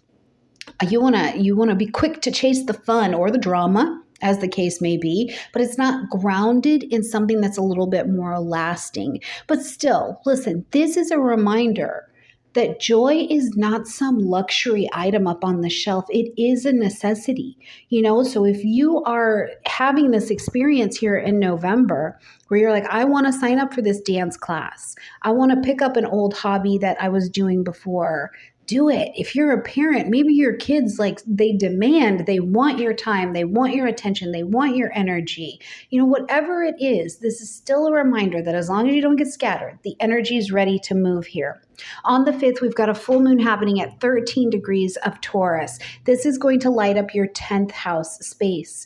Now, as we're just experiencing in general the full moon energy, it puts a spotlight here on your career, on your reputation, on what we call you in public. So something that you've been building in the public life, something you've been building around leadership, around work, it's reaching some kind of climax here. And the pain that comes with the full moon, since all of the lights are on, is that realizing that some kind of stability in your career, or to have it, is going to really require you to sacrifice your comfort zone, right? Like in some way, you're going to have to get out of your comfort zone, or that you've been playing really, really small. Now, the opportunity here is stepping into that visibility, stepping in with a lot more courage and a lot more readiness to understand that you are built to do what you need to do, as long as you realize that the instinct of Taurus is to try to stay still and try to stay safe, but safety isn't always growth. This lunation says you can't be comfortable and expand at the same time. On the 6th, we've got Venus moving into the deep energy of Scorpio, lighting up your 4th house space. Now, as Venus slides here, Venus is, first of all, not a hustle hard planet. So we're not going out here and hustling for a damn thing. Okay. Venus is here attracting, calling in, turning your attention to what you need to attract into your home, your family, your roots, bringing a harmony into the home space. Relationships can become more intense in your home space, your family bonds. That means they can deepen, or maybe a tension arises where there's been some kind of unspoken resentment. Financially, this can bring more of a focus to you around something around a property, maybe some real estate, or if you are in some kind of living arrangement with someone else, this can absolutely bring that to the surface. But Venus and Scorpio here wants depth, not surface harmony, not surface attraction. So this is where those buried feelings around home are rising up to not only be healed, but to ask you to call in what is your deepest desire around your home, your family, your real estate, your property, where you find your foundation. What is your true deepest desire? Because that's what we want to call in. Now, the very next day on the 7th, we've got Uranus sliding back into the vibration of Taurus at 29 degrees. So this is, of course, coming back to that 10th house space where we've just had a lunation. Now, Uranus spent years here shaking up your career, bringing sudden changes to your life, to your job, bringing new direction into your world. And if you are still in the game, you know exactly what I'm talking about. Flashback into your life or your public image between 2018 and now, right? What was happening? What was shifting for you? Now, earlier this year, Uranus took a dip forward into the vibration of Gemini. So it gave us this small glimpse of the future innovations, especially in your networks, your friendships, the way technology will be in your life, your community. But before we can really step into that new story, Uranus is pulling you back to resolve any kind of unfinished business in your career area, in your title. Instability in leadership or what you believe about leadership or leadership roles could be something that you're absolutely seeing at this time. There have been some shifts in direction in your life because they were not as valuable as you thought initially. There's this other space. Having seen where we're going next, Leo, you might really have this urge to radically reinvent yourself in the public eye, where you're like, my public path is actually going to be completely different. You know, you realize that your career path, it doesn't excite me. It doesn't have a future. AI is going to replace me. I don't even want to talk about this anymore. Or maybe something in your work structure or your educational institution, the structure has collapsed, right? Whatever it is, Uranus coming back to this 29 degrees of Taurus is saying the old scaffolding just is not strong enough to hold who you're going to be next. So we have to make some space with getting comfortable with getting uncomfortable and letting it go. On the 9th, we've got Mercury stepping into retrograde at 6 degrees of Sagittarius, again, back to this 5th house space. Now, Mercury going retrograde in Sagittarius, this is going to put communication in these areas into a bit of a slow. So it can be a bit more muddled. It's not bad. We just need to learn to work with the direction that the energy is going, right? So maybe you're rethinking a creative project, or maybe you have to renegotiate some boundaries with your kids or people in your life, or maybe as the child, a parent is renegotiating boundaries with you, even if you're 50 years old. This can be a real trip when this comes to your table, right? But whatever it is, make space for the frustration, make space for the miscommunication, make space to rethink, re-edit, revise, rethink what joy really means to you today in your life at whatever age you are with whatever's happening. What does joy actually mean to you so that you know if you're living it or not? Now, if you happen to be someone who has Mercury retrograde in your chart or in your progress chart, this particular retrograde may actually be sending you more outward than inward. On the 11th, we're going to deepen and deepen this reflective tone that we've been experiencing as Jupiter is going to step into its retrograde at 25 degrees of Cancer, and this lights up your 12th house space. Now, as we're experiencing this Jupiter retrograde, it's going to bring these concepts or the focus of healing, rest, your relationship with nurturing yourself in rest, with receiving, with spiritual growth. I love Jupiter for revealing where we have hidden blessings, right? During the retrograde, we get to reflect on them. You might feel like during the retrograde, your expansion is paused and you're questioning or you're struggling in this area. But when you look back over these last months, you go, wow, hold on. I have deeply grown in my internal world. I have a different relationship with rest. You know, when we are willing to honor the unseen parts of ourselves on the journey, this is where we see Jupiter's blessing. It's not always external, but the pain that we can experience here is putting ourselves into isolation, right? It's isolation and we're not growing, or the space of self-pity. It feels like no one sees the work that you're doing. You're only working behind the scenes, and this idea of poor me can bring itself to the surface. This particular transit for you is not about being visible. It's about being real with what's going on with your inner world when you're not seen, when you have to rest and you have to stop moving. It's a powerful retrograde for us to experience. Now, on the 18th, we've got that Mercury retrograde sliding back into the vibration of Scorpio. So coming back into that fourth house space. You've got a busy fourth house this month. So as we have this dip back coming, the communication at home, family, real estate, property, old conversations about contracts, property needs, maybe there's a revision. Ooh, there could be past resentments that bubble up for sure. They resurface, but whatever it is about healing. It's about clearing the air or getting the communication untangled. It's not necessarily an easy transit, but it is necessary for clarity, because whatever has been swept under the rug in your home, in your heart, in your insides, it can't be hidden anymore. You know, for some of you, like, it can be just as practical as you're going back to a family disagreement that happened. Some of you might just renegotiate your rent, your mortgage terms. Some of you will move, right? Maybe you're rewriting a will. These are all things that are brilliant uses of the Mercury retrograde time. When we get to the 20th, we've got the new moon happening at 28 degrees of Scorpio, but on the same day, we've got Uranus in a sextile to Neptune at 29 degrees of Taurus and Pisces, respectively. And I think that this is such a delicious and powerful day of the year. First of all, this new moon here is lighting up your fourth house space, calling for a reset in that home, family, real estate, property, emotional foundation zone, things with your parents. And Scorpio demands transformation. So letting go of what is rotten so that you can plant new roots, right?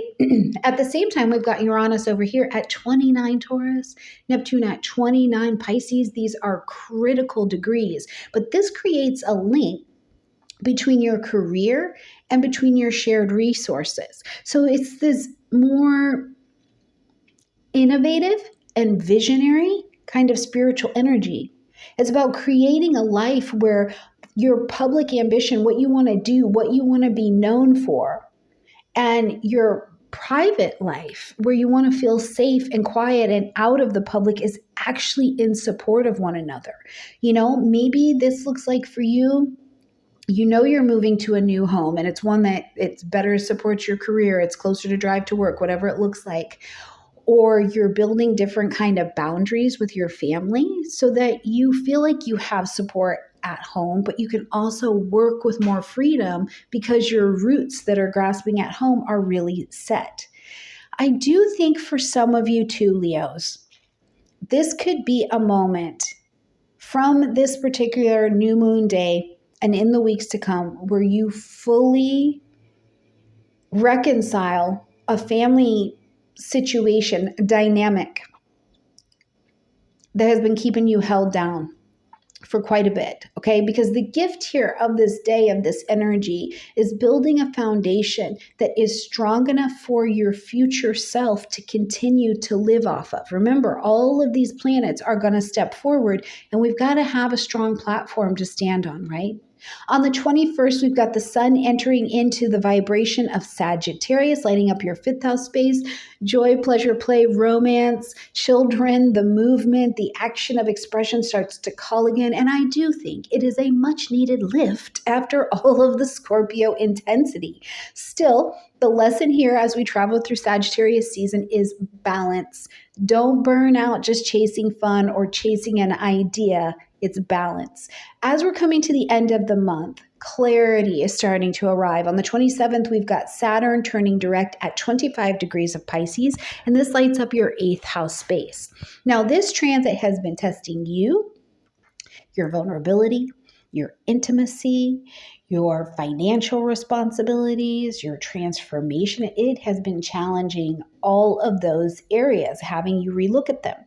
And we saw that Saturn earlier stepped up and gave you a glimpse into the ninth house, into Aries, right? That big question about education, your belief, your philosophy, your travel, your international dealings. So we got a glimpse of that. But now, as Saturn is retrograding back into Pisces, you're reminded that, hold on, this deep inner spiritual work, these boundaries, it's not done quite yet. That's what we worked on during the retrograde. Now, direct again, Saturn helps you to face these things. You know, what's your relationship with vulnerability and shared resources?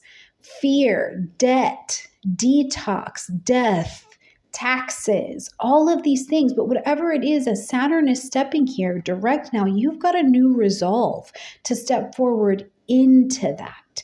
And it begins to clear out a lot of that confusion. It's an absolutely brilliant energy. Now, the work hasn't been easy, I don't think, but I think it is the kind that transforms you from the inside out, which is beautiful. On the 28th, we have got Pluto coming in bounds. Pluto has been out of bounds since August. So there has been some extreme intensity in the air, in the water, because Pluto out of bounds is unrestrained. It's pushing the extremes. You know, it has been asking a lot of us where we are addicted to drama, particularly Leo, where are you addicted to drama and noise and control struggles in your relationship zone, or the power dynamics in these relationship zones. So as Pluto is stepping back in bounds as we get to the 28th, it is about reclaiming your boundaries around where you're going to invest your energy, where the drama is necessary and where it is not. So I'll be curious, Leos, let me know in the comment section down below, how is that showing up for you, even as I'm talking to you about it. On the 29th, we see Mercury coming direct at 20 degrees of Scorpio in that fourth house space. Again, a clearing of confusion is coming up. Many miscommunications. You know, you can sign the contracts with a bit more ease. The paperwork moves forward. Clarity returns, all of these good, beautiful things. And for some of you, it'll be practical things. You finalize that home contract. You reconcile the family conflict. You sign a new lease. For some, it's the relief of realizing that whatever is needed to shift in your home, you were able to take care of that or understand exactly what it is during the retrograde so that you feel more supported on the other side. Now, as we are going to close out this month on the 30th, we've got Venus moving into the vibration of Sagittarius, again, back to this fifth house space. Such an intense month, right? There's been a lot of intensity with the Scorpio vibration. This is like a sunshine after that. In Scorpio, we must dig to the roots. But what we learn and what we dig up and we rise to the surface and we weed out of the garden, then we come and we step into the sunshine with a new perspective. Love feels lighter. Creativity flows more easily. Your ability to enjoy life because you are freer is able to expand here. Again, it's Sagittarian energy, so the caution is to not overdo it. And Venus here, being an attracting in energy, can tempt you into overindulgence. abundance. Like you're like, thank God I made it out of Scorpio energy. Let me buy this extra thing that you may or may not need. But instead, Venus here says, you know what? Joy and attracting joy into my life is absolutely the antidote to chaos, and joy heals too. So don't forget to savor the flavor of joy. All right, my beautiful Leo friends, it's going to be a month of balancing many of your two different worlds. And I don't think that it is the heaviest month that we've had, not at all. But I do think that there are endings and changes that you will initiate because you've changed that remind you of your truth, which is that joy and gratitude and creativity are not luxuries. They are as critical to your existence as air. All right, my beautiful Leo friends, let me know how the month goes in the comment section down below. Brilliant and beautiful Virgo friends, and welcome to your horoscope for November of 2025, where Virgo this month is asking you to look at the blueprint of your life, your home, your family roots, your worldview, your relationships. So some of what comes up this month, I can tell you, won't feel easy, but the twist in the story has a really clear thread.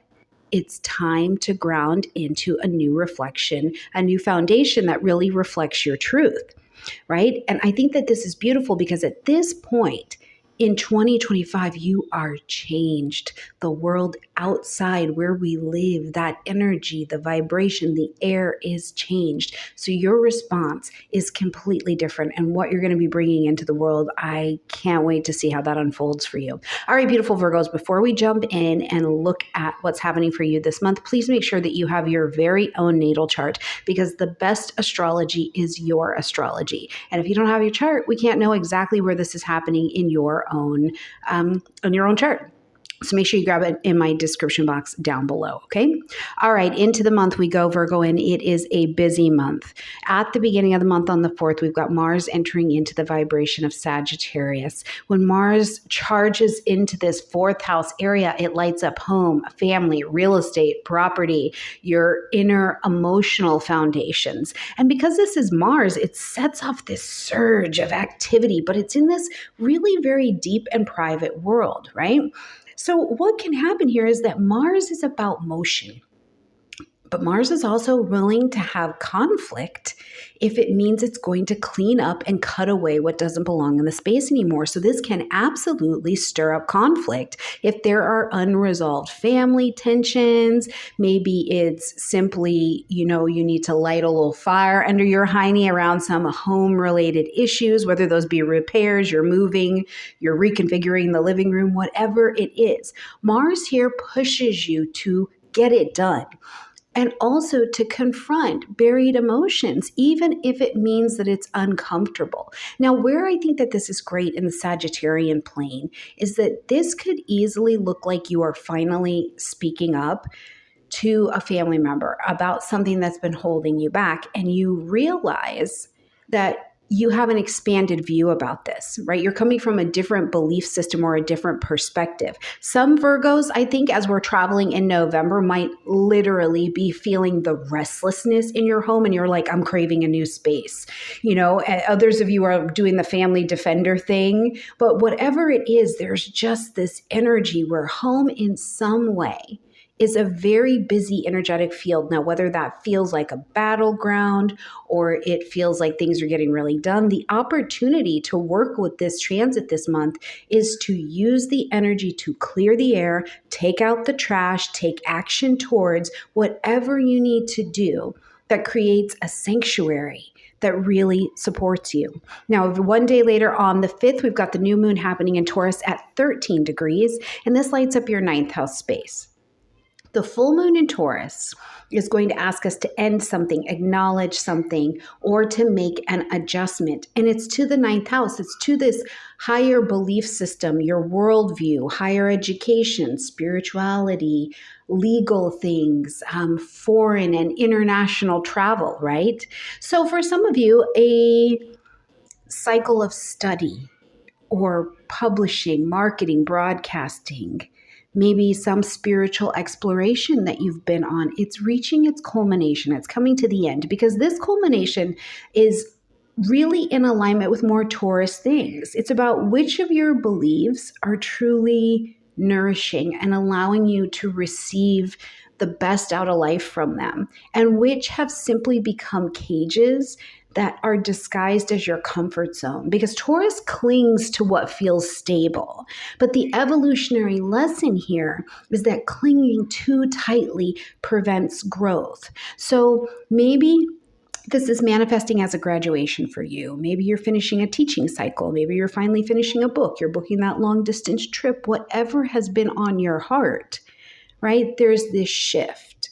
Now, as we get to the 6th, we're going to see Venus enter into the vibration of Scorpio, lighting up your 3rd house space. Now, Venus is not a hustle hard planet. I'm going to get on a rooftop about this one, right? Like Venus is not a hustle hard planet. Venus is an attracting energy. So the 3rd house becomes intensified. Your space of communications, things with siblings, learning, writing that book, that website, your immediate environment. Here, Venus makes your words magnetic. So conversations are deep, they're heartfelt, they're maybe even a little bit obsessive, but your words mean things. They are your word magic attracting to you. So superficial talk is not going to cut it. You want connection. You want the kind of connection that goes beneath the surface. But we have to also be aware that while you're attracting in this depth, that Scorpio has a shadow. And the shadow is, are my words, is what I'm calling in, is my money, are my relationships becoming jealous, manipulative? Am I using words to be manipulative or to create a manipulative space in my mind? What's happening here? So in practice, what could this look like? Maybe you're having that heart-to-heart conversation with a sibling or with a neighbor. There's so much that's been changing. Maybe you're writing something that's really honest and really raw and really transformative. Maybe this subject or idea that's been fascinating you, you're going to let yourself go towards it now. You're going to call it into you, right? Use your words under this transit to heal, not to control. Call in your deepest desires. When you communicate with depth, with intensity, with honesty, your relationship to the world around you is going to transform. On the 7th, we've got Uranus that's already retrograde, sliding back into the vibration of Taurus, lighting up again this 9th house space. And this is a major pivot point because Uranus is moving back not only to the 9th house again, but it's at 29 degrees of Taurus. So it's reopening a theme that's been happening since 2018, particularly Virgo, around your belief system, travel, publishing, marketing, broadcasting, education, all of those things, international travel. Now, earlier this year, Uranus dipped into Gemini and into your 10th house. So we got a preview. It's showing these glimpses of really radical changes in your career, in your public reputation, and how we are going to see you serving the world. But before you step into that future, Uranus is pulling you back, because your philosophy of life needs its last bit of revolutionizing first. For some of you, this could be that you're making a sudden decision to leave a course of study that you've been on, right? Or you've had this dogma, these ideas, these ceremonies, these beliefs, and you're abandoning them because you said, those don't have value to me anymore. Those aren't nourishing me anymore. You're changing your travel plans, or you're doing a full-on relocation. The thing is here, especially as an earth energy, even though you're mutable earth, you can feel destabilized here. Like your truth keeps shifting, right? But this is 29 degrees of Taurus. This is Uranus at work, breaking open these last rigid beliefs so that you can embrace something more authentic, more liberating, especially in your real worldview, right? If you thought you were going to live in one place forever, or be in one relationship forever, or never be able to move abroad, Uranus is going to be opening this up. But the challenge is here at these last very critical degrees is understanding that losing your old sense of certainty, you'll be given, the gift from that will be the freedom to explore a worldview that truly resonates and nourishes you now. On the 9th, we're going to see that Mercury is going to go retrograde at 6 degrees of Sagittarius, lighting up your 4th house space. So family conversations are like in a loop. You're like, didn't we just talk about this? Or you're trying to move the house around, or you've ordered furniture, you've got home related paperwork and it's all in tangles, and it can be frustrating. But it's also the call to just pause, re-examine what's going on, slow down. No one is exempt from a Mercury retrograde, and it's not bad. We're just reviewing. What kind of home actually nurtures you? This is a chance to re-examine that. Which family patterns or traditions are actually worth carrying forward, and which are holding you back? Review that, revisit that. Maybe you're trying to buy or sell a home. Mercury is an absolute business and contract planet, so maybe there's delays. Don't stress. Don't put the vibration of stress out there, right? You might just have delays in buying or selling your home. Maybe there's a miscommunication somewhere, certainly with relatives, or the tech is glitching up, especially around household items. But beyond the logistics, this retrograde is asking you to rethink how your inner freedom is also supporting your outer life.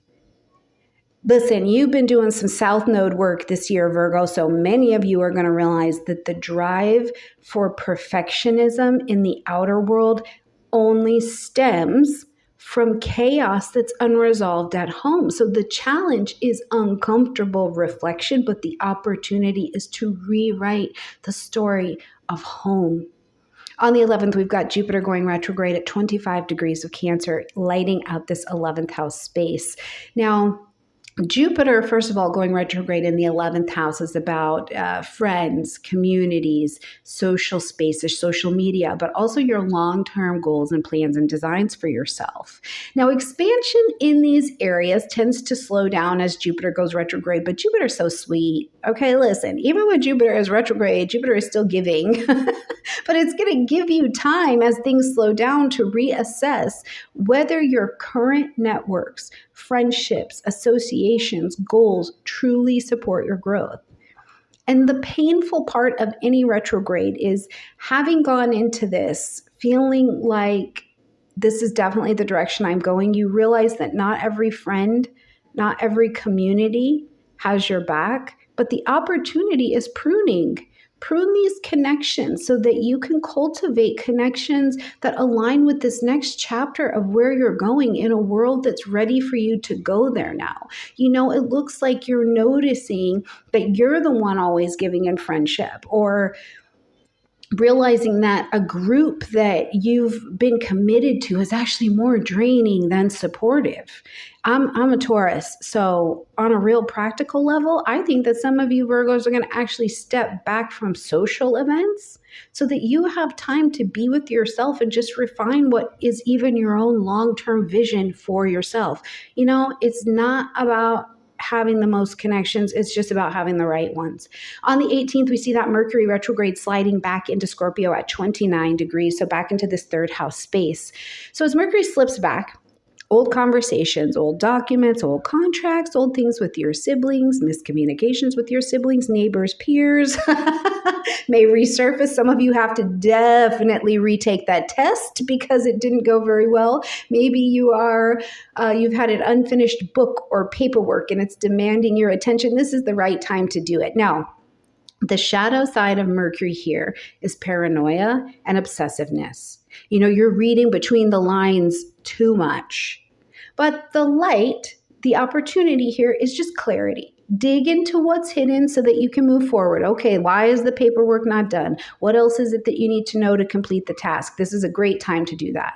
On the 20th, it's a busy day, and I do think it's a turning point kind of day for us energetically.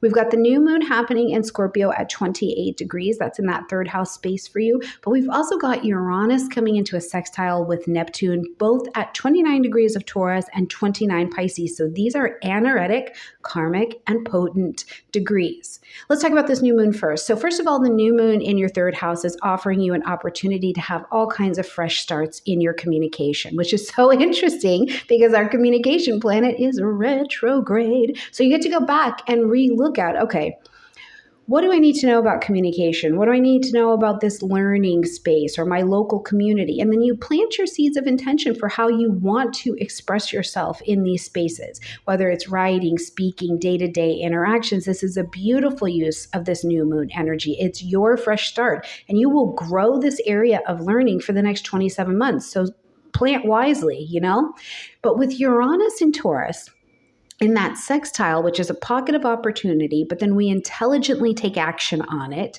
we see it talking to Neptune and Pisces. So pitting against each other your ninth and your seventh houses. And that is where this reset is trying to happen.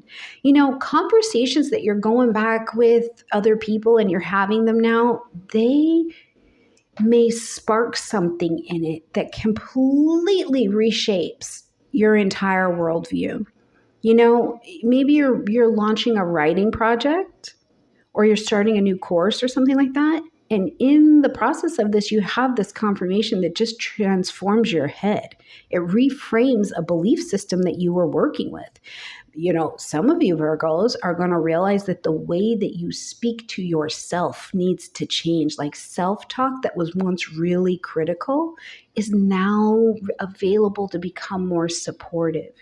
But I think that the challenge for you, Virgo, is that there can be this fear in voicing what you truly think because it might be a little bit messy, right? But the opportunity is to remember that you are made of beautiful Mercury. You have word magic. Your words are medicine. And that truth from that medicine is liberation. All right, on the 21st, we see the sun move into fellow mutable energy Sagittarius, as it does every year at this time. And the sun is also going to join Mars over in this space. So the fourth house is lit. Home, family, real estate, property, emotional security, it's all center stage. Again, the pain point is kind of feeling overwhelmed by domestic things, responsibilities, family drama, things going on in the home. But the opportunity is clarity. What is home? What does home really mean for you? Is this that period of time where you're actually moving house, or you're spending more time with parents for some reason? Or are you just in your house creating rituals that make your private life feel as devoted and beautiful as you would like them to feel? On the 27th, we see Saturn going direct at 25 degrees of Pisces, so in that seventh house space. Now, when Saturn turns direct here, the seventh house is about your conscious, chosen one-on-one relationships, your partnerships, romantic, business, legal, all of them. They all live over there, okay? So this year, Saturn retrograded into Pisces after having this sneak peek visit forward into Aries. So it gave you this kind of taste of where you're going in the eighth house of shared resources and the challenges that you'll face and what you'll build there. But now, as Saturn slid back and is coming direct here in Pisces, the clarity comes from realizing what's going on in your one-to-one relationships, right? The pain here is that maybe the truth is that some of the commitments in your one-on-one relationships, they're not really real. They're not true. This is not really what you thought it was. So the opportunity here is to build partnerships that are strong and honest and sustainable. So as you step forward, when Saturn moves into Aries for the next 2.5 years, that the level of vulnerability and depth of your magic that you're able to access in that vulnerable state, you can do it. And you have partnerships with you that can sustain, right? If you are realizing that it is truly time for you to create stronger boundaries with a partner, or it's time to step away from a connection that's draining you, or for some of you, you're like, it's actually time for me to formalize this relationship. It's again about clarity, but it's the kind of clarity that is Saturnian. It's sobering, but it's really stabilizing because it ensures that you are not settling for anything less than honest alignment.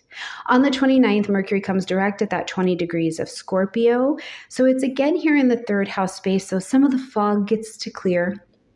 weeks of miscommunication or needing to slow down, conversations moving forward, paperwork starts clearing up, your thoughts start to feel a little bit sharper, but the challenge is going to be now to integrate the truths that you've uncovered while Mercury was in Scorpio rather than slipping back into an old pattern.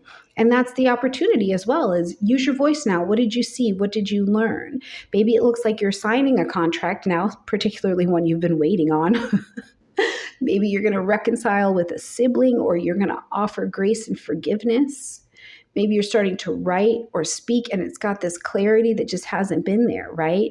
Because the end of this retrograde cycle, I think what it leaves you is with a lot more confidence to know yourself and know your own words and ideas as medicine.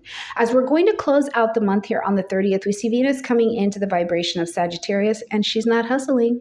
She's not hustling into the vibration of Sagittarius. She is softening and smoothing and bringing her little harmonious self into your fourth house. So now we've got some softening to the month's intensity with harmony at home.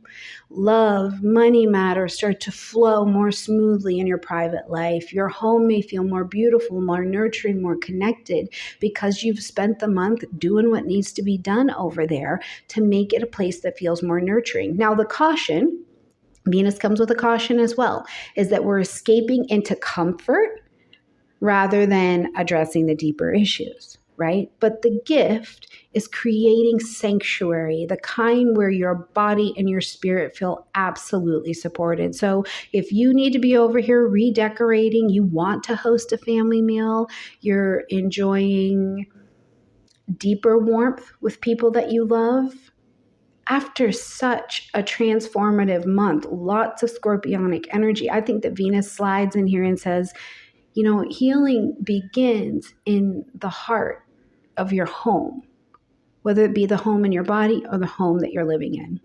All right, my beautiful Virgo friends, November is about rewriting the foundations of your life. And I'm telling you, this month does test you, but I think it's more about letting you also see where you've transformed in these lessons and you're more prepared to stand in them. Because the ground that you're going to stand on now is going to be getting solid this month for you to use for years to come. Okay, beautiful Virgo friends, let me know how the month goes in the comment section down below. I love you, and I'll see you in December. Beautiful Libra friends, and welcome to your horoscope for November of 2025, where Libra November is a month of power shifts for you, particularly around money and around intimacy. But there's also this bump in what is your daily rhythm. So there's some conversations that are going to get a little bit sharp this month, but it's all about helping you redefine these areas of your life. Okay, Libra, before we jump in and take a look at what the month has to offer, please make sure that you have your very own personal natal chart so that as I'm talking through these, I'm giving you a general breakdown, but you want to see what it's happening in your chart. The very best astrology is going to be your astrology. So if you don't have a chart already, go ahead and click in my description box down below and snag one. All right, Libra, into the month we go. Starting off on November 4th, where we've got Mars entering into the vibration of Sagittarius. Mars brings a heat. It brings an energy, and it's to the space of communication, siblings, your daily interaction, contracts, learning, websites, all of that is what's happening in the third house space. And now we have this really fiery influence, but it's coming to your actions, what you're doing.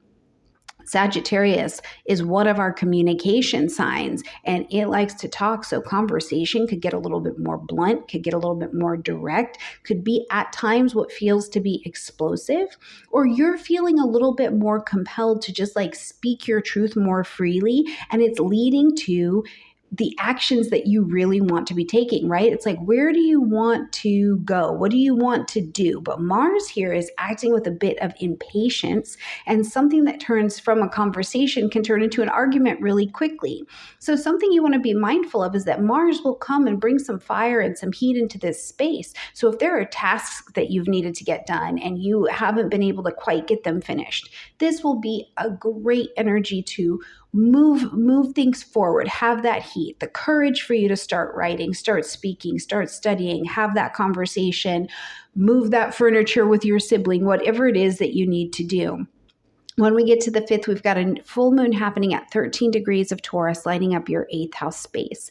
Now, the full moon's going to ask us to end something, acknowledge something, or to make an adjustment. And in your 8th house, this is all about intimacy and assets. We have shared resources, sex, debt, death, transformation, astrology. They all live in the 8th house space, but they are connecting you to another vital source. So something that has been maybe hidden or beneath the surface can come to light now, particularly around things in your finances or the way that you're valuing something or an investment or a debt that needs to be paid through, right? You're also going to be seeing and working in more vulnerable truths in your close personal relationships. And this can be a tricky pain point because it's vulnerability. Right? The 8th house always asks for surrender. And that's not always easy, sweet Libra, because sometimes you prefer having the equilibrium and the harmony than just the deep vulnerability. But what I think that this has a beautiful opportunity to reveal to you is that if you're willing to face whatever's going on in this 8th house, really bravely, then you can let go of something that's maybe been poisoning the water hole. It's been poisoning the system. It's been working against you financially, emotionally, sexually, at a value level in some way. It's a breakthrough kind of energy, but certain it will be around your Venusian concepts. When we get to the 6th, Venus itself, your ruling planet, is going to enter into Scorpio, just your next door neighbor there. So coming into Scorpio, we're going to start to focus again on the energy of your money, your values, your self-worth. And Venus in Scorpio does intensify the energy, but it is about what you desire deeply, and you're calling it to you. Venus is not a hustle hard planet. You are not a hustle hard sign, right? You are Venusian air. So you may be craving more financial security or deeper value around something. And this is a great opportunity to deepen your sense of that, get aligned with it, and call it to you. You can even be calling money directly just to you, right? But it would be based on figuring out what you value the most and then allowing that to come in. Now, in everyday life, Libra, first of all, this transit could be you having a conversation where you're like renegotiating finances in some kind of partnership, or how you make money, how you call money to you. You're making an investment. You're feeling a little bit more protective over your income. Others of you, I think that this is going to be a moment of self-examination, especially here in November of 2026, where the question is going to be, do I value myself enough to ask for what I'm worth? And what is that? What do you believe that you're worth? Or am I letting fear of some kind of loss, it's not going to work out, it's not going to go this way, and it's dictating your relationship with love, with money, with sharing your beautiful gifts and creative talents? So I'm looking forward to seeing what you draw to you, because there's definitely some good resource opportunity here. Now, on the 7th, we've got Uranus going not only retrograde, but it's already retrograde, but it's going back into the vibration of Taurus. So heading back into this 8th house space. And this, I think, is a bit of a game changer, because as Uranus moves back to this 29 degrees of Taurus, it's revisiting things that you've been working on and been shown to you since 2018, right? Uranus in Taurus, it disrupted your 8th house, your shared finances, your intimacy, your vulnerability, your relationship with power.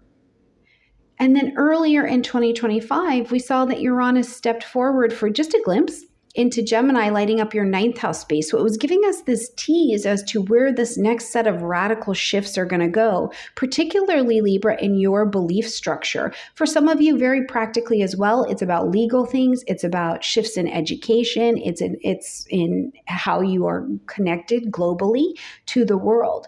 But before you can have that, and we have this slide back now into Taurus, it's reopening anything that is unfinished business in your deepest bonds, right? Because we need to tie up those loose ends to be able to move forward. Now, on the ground, because this is Taurus energy, we are on the earth, we are on the ground. This could look like you have another sudden change in some kind of financial arrangement or an agreement, right? And even if that happens to be a breakup or a breakthrough in some kind of intimacy in a relationship, it is again a destabilizing energy, right? Taxes, investments, any of these kinds of things, this is going to be the signal that they need restructuring. But the gift here, as it comes back, particularly at 29 degrees, is that what is toxic, what still needs innovation, if there are entanglements, let's call them entanglements, you are more empowered to not be at the whim and control of that, but to be on the other side and to be in your full power. On the 9th, we've got Mercury going retrograde at 6 degrees of Sagittarius, so into that third house space. Now, Mercury retrograde here in the third house, of course, this is our conversation planet. So conversations have the ability to get a little bit more tangled up. You know, those travel plans may stall, your technology issues could present themselves. And the challenge is that Mercury retrograde pushes us to reflect, right? We can't really push things forward, but it's reflecting or re-editing how we communicate. So rather than rushing to fix any kind of surface issue that has been going on, we're at the deeper question now. It's like, am I listening as much as I'm speaking? This is going to be a great place of reevaluation for you. Some of you might even be revising some kind of writing project, or maybe you started working on a course and now you're going back to it. We're in the fall now. Are you going back and having some kind of reconnection with your old friends? You're going back to the old neighborhood. The holidays are coming around. There's a re-going that is going on. And we're going to keep the retrograde theme going on the 11th as Jupiter goes retrograde at 25 degrees of Cancer. This one lights up your 10th house space. Now, Jupiter in the 10th has been looking at your career, your reputation that we call you in public, what you feel like is your soul level calling that you're doing for the world, but we see you doing that. Now, as Jupiter goes retrograde here, this can also have a lot to do with your roots. Do you feel grounded enough in yourself, in your life, to go out and be successful in the world and hold a title? Now, as Jupiter is retrograde here, your professional life can feel like it's slowed. Or maybe you realize that this success that you've wanted, you've been chasing, you've been going after, in some way it's not aligned with what you're still clearing out is your true value. And I think that the pain that can come with it is frustration, right? The promotion is delayed, the recognition feels withheld, or you feel invisible in your title in some way. But the gift of Jupiter retrograde is perspective.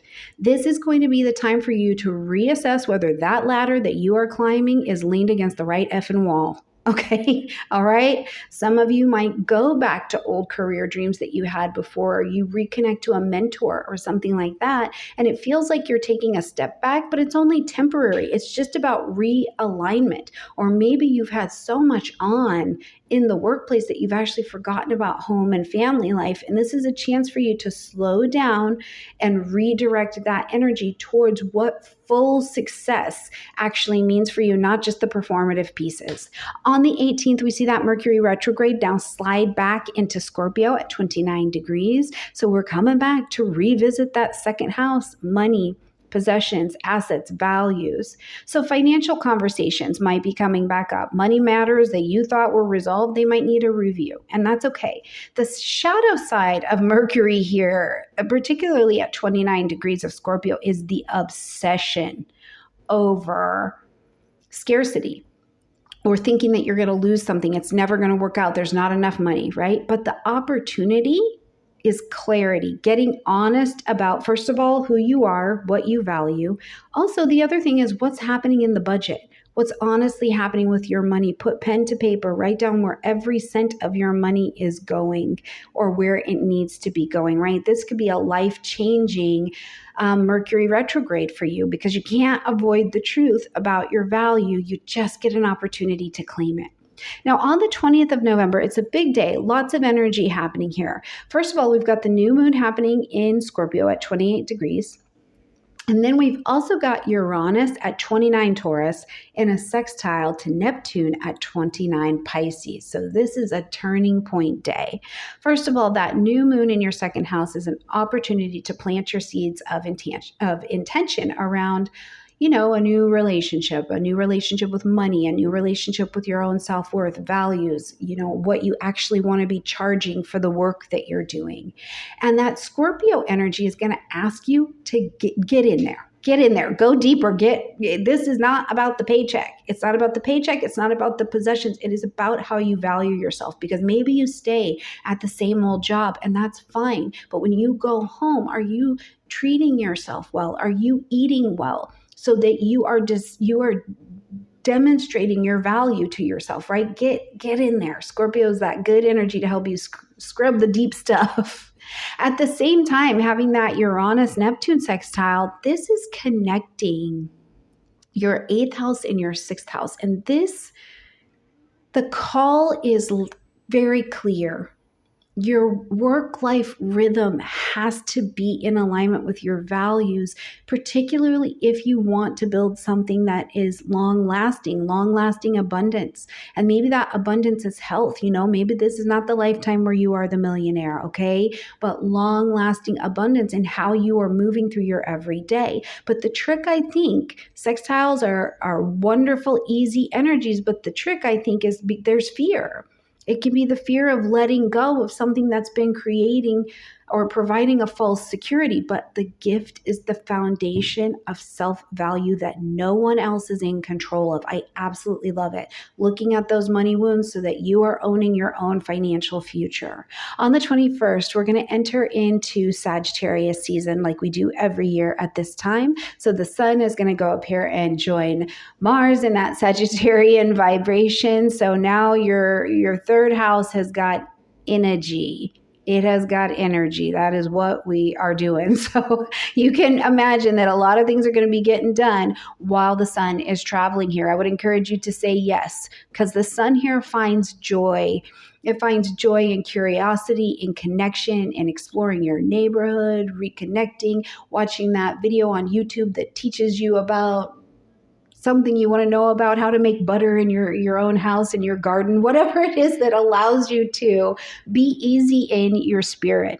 Now, on the 27th, we're going to see that Saturn's going to come direct at 25 degrees of Pisces in your 6th house space. So Saturn stationing direct in your house of health, daily routines, your schedule in how you work, not your work itself, but the things you do on a daily basis to work, okay? First of all, this year, Saturn dipped into Aries. So it went into your 7th house, and we got this preview of the responsibility that you're going to take on in relationships going forward. But its retrograde back into Pisces first reminded you that the groundwork is actually starting in your daily habits. So if you've been saying, I want partnership, I want companionship, I want marriage, I want a business, the daily habits are where you're being called back to. And one of them has to do with the belief, Pisces, spiritually, that you can do it. That mindfulness. What is your daily mindful practice that allows you to realize you are seated in the hands of an abundant universe ready to provide for you? Now, as Saturn is direct, I think this is where we get the opportunity to see a lot more clearly and intuitively where your health, your work, your routines have been out of alignment. So some of you may find yourself committing to a new health regimen. I love that. Or you restructure your workday in some way that is it's got boundaries around it so that you can take care of yourself. Now, the pain point that comes with Saturn is discipline, right? Realizing that balance doesn't just happen, it's actually created. But Saturn always brings an opportunity, and it's real ass stability, the good stuff, into your daily life and giving you energy to thrive in the other places that you would like to. On the 29th, Mercury comes direct at 20 degrees of Scorpio back in that 2nd house. So some of the delays around money, profession, value, they are ready to be cleared out. Now, the challenge as we finish out and get to the post-retrograde shadow time is to accept the scorpionic truths that surfaced during the retrograde. Some of them maybe were a bit challenging, but again, the opportunity, the strategy to work with this is that you get to see things. You're in the light, you're in the truth, and moving forward, you are empowered. You're making financial and value-based decisions that actually reflect who you really are now, and it's more in alignment with your true self. So maybe it looks like you're signing a contract at work.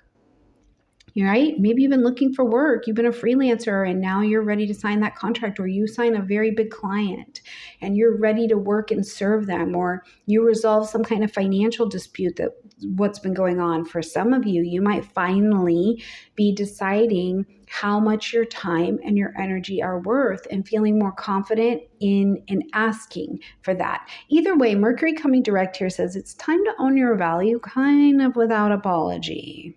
All right, as we're going to close out this month, we now see Venus heading into Sagittarius. And listen, friends, the month is ending with blessings, okay? Our words become softer, sweeter. The connection is easier. Where there was conflict and the need to work through the wound and cleanse the wound, particularly in communication earlier this month, Venus is now calling in a salve, a healing, that good stuff, right? It's a wonderful transit for writing, speaking, reconciling with the siblings, the neighbors, hosting a sweet social get-together. Now, practically, this can also just look like you are receiving like a kind message. Someone's being kind to you, and that shifts your heart and it shifts your perspective. Or people want to collaborate with you on some kind of project. You know, or maybe it's even beautiful, friends, just feeling at ease in your money, in your value, in your home. Venus here reminds you that when you lead with the true intuition and you call it to you, even small conversations become beautiful. All right, my beautiful Libra friends, I think it is a month of financial truth, intimacy resets, and certainly restructuring of those daily habits. But you've got a month to reclaim a lot of value for yourself and create good, juicy intimacy where there's honesty. You know what I mean? Let me know how the month shapes out for you, beautiful Libra friends. Tell me all the details in the comment section down below. I love you, and I'll see you in December. Brilliant and beautiful Scorpios, and welcome to your November 2025 horoscope, where Scorpio November is your month. Happy birthday. The spotlight is still on you. We've also got Venus here coming into your sign. We've got Mercury sliding back into your sign. So there's plenty of action going on. We've got new moon happening. So it's not a slow month for you, but it is the time to remember it's birthday season. So the invitation to your personal rebirth, and the rebirth doesn't have to be some pop out of the cake, new year, new me experience. It can simply be looking back over this last year of you living as a person, you and your spiritual journey, you and all of the 12 departments of life, finances, siblings, family, home. Where have you grown? Where have you changed? Because by the end of November, I think you emerge a little bit sharper with more clarity about who you are, what you value, and how you are ready to share yourself with others as the next year continues on. Okay, Scorpio, before we jump in and do your forecast, please make sure that you have your very own natal chart so that you can see where this is happening in your chart. I'm giving you a general, but the best astrology is your astrology, so make sure you grab your chart. You can get one in my description box down below. All right, Scorpio, on the 4th, we've got Mars entering into Sagittarius. Now, Mars being one of your ruling planets, moving into your second house of money, possessions, value, it's going to ignite a drive, right? You want to secure your resources, but it can also make you impulsive with spending, or you're quick to fight about some kind of financial matter. But Mars here is going to make a demand. Mars is not a questioning planet, it's a demanding energy. Do your actions line up with your values? Does your spending line up with your values? And if not, you're going to definitely be feeling that tension. So this can show up as like, you're suddenly needing to advocate for higher pay. You're like, I need to charge more. I need to be paid more. I need to be recompensed accordingly, or maybe you are arguing with a partner about expenses. There's a restlessness around your money this month. Now, I think the opportunity is to really channel that energy into, first of all, building courage, but courage around your money and courage about standing up for your worth without any kind of apology, the courage to understand your investments. This is a gift of Mars through this transit. On the 5th, we've got a full moon happening at 13 degrees of Taurus. This is going to light up your 7th house space. Now, the full moon's going to ask us to end something, acknowledge something, or to make an adjustment around your partnerships, your conscious chosen one-on-one relationships. Something in the closet of relationships may be reaching a breaking point or a culmination. It just needs to shift. It needs to pivot now, right? Now, the Taurus full moon really is going to highlight the way that we're Taurusing in the 7th house. Where are you clinging to something for comfort? And in the 7th house, it can be an outdated relationship dynamic. Or maybe a partnership that's really safe, that's fine, but it's pretty stagnant. And it doesn't mean that you need to break up a business, doesn't mean you need to break up, your household, but maybe it's time to pivot and commit to a different direction. For some Scorpios, I do think that it may mean an ending. You realize a relationship has run its course. But for others, it really will be more of a turning point. It's choosing to deepen the intimacy, but only if the relationship is honest and really ready for that level of growth. But the pain point is going to be in letting go of comfort for truth. But I think you've got it in you. Now, when we get to the 6th, we've got Venus entering into your sign, lighting up your 1st house energy. And Venus is not a hustle hard planet. It's only an attracting energy. So you are blessed. Bless up. Your magnetism increases. Others are drawn to you, and they're drawn to your intensity. They're drawn to your honesty. They're drawn to your depth and your vibration of ringing so honestly true. But Venus and Scorpio, who you're drawing to you, the conversations you're going to draw to you, they're not just light and casual. It's passionate. It's transformational. It's the truth. But I think where you can see this being of real benefit to you is you see how you're able to have different conversations. Like maybe before you were just talking about budgeting, but now you're having this conversation about being in a different place in your life and what are your investments, or right? So there's a deepening. Maybe you change how you look, or you're simply devoting more time to self-care because you realize how incredibly important that is for you. So this is going to be an interesting time to enjoy this Venusian vibration. Let it bring that social dynamic to you. I also like to just say, right, let love in without needing to control it. But watch if old power struggles are coming up while you're trying to do that and just receive the love.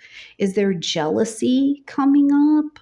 What's going on? Watch how your Venus is working in this particular placement. On the 7th, we've got Venus re-entering into Taurus. It's retrograde, so it's sliding back, but at 29 degrees of Taurus, this is intense. You've been working on Uranus in Taurus, your 7th house, since 2018, right? There's radical transformations that have happened to your relationships, whether it's been the unexpected breakup, the shifts in how you connect with other people, the way people want to connect with you. Maybe you've even had some really unconventional partnerships and relationships going on.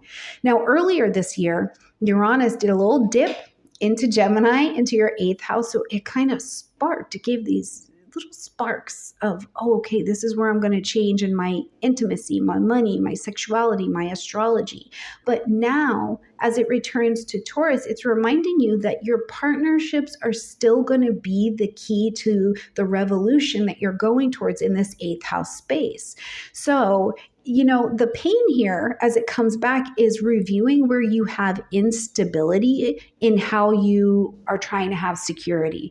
Are you craving chaos and control issues or real partnership, right? These are going to be things to look at. And the gift is the freedom from the toxic bullshit and a chance to redefine relationships on your own terms in this particular alignment and vibration of yourself. On the 9th, we've got Mercury going retrograde. Review, isn't it? So Mercury's going to retrograde in your second house, bringing money matters back to review. You might need to revisit an old financial decision or renegotiate some income, rethink how you're budgeting, but also some of you applied for that job or that grant or that whatever, and you didn't hear anything else about it, or they flat out told you no. And now it's coming back to your table for a review. The challenge is always going to be miscommunication, confusion, things like this around finances. But if something's coming back that you had already been working on, just ask all the questions, read all the fine print, and enjoy that maybe something is coming back to you that is going to help you really broaden your horizons. But always the gift of Mercury retrograde is reflection. This reflection helps you to align your voice and your values so that your words and your actions match and both support you. Now, on the 11th, we've got Jupiter going retrograde. So anybody not going retrograde this month, please raise your hand. Jupiter is going to be going retrograde at 25 degrees of Cancer. This lights up your 9th house space, your space of higher education, publishing, marketing, broadcasting, faith, and your beliefs, your worldview lives here as well. So when Jupiter goes retrograde, it's not that bad. Jupiter's still really giving, even when it's retrograde, but growth here can kind of feel like it's paused. Or maybe you're questioning a philosophy that you've had. Is that really truly my belief, or was that something I've been living off of that someone gave to me? You're going back over that old course of study. You're re-examining faith. You're looking back over travel, legal matters, these kinds of things.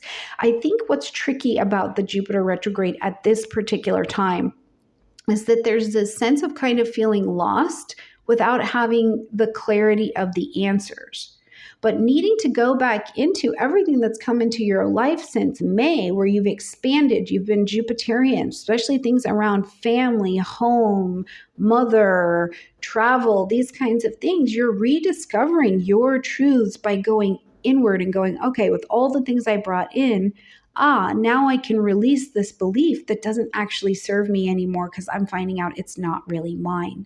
On the 18th, we see Mercury retrograde now sliding back into that Scorpio vibration. So coming on back to your sign. This is an opportunity for some reflection, some deep reflection, right? One, how do you want to present yourself to the world going forward, Scorpio? How do you want to speak about yourself and your identity? Your words carry weight now.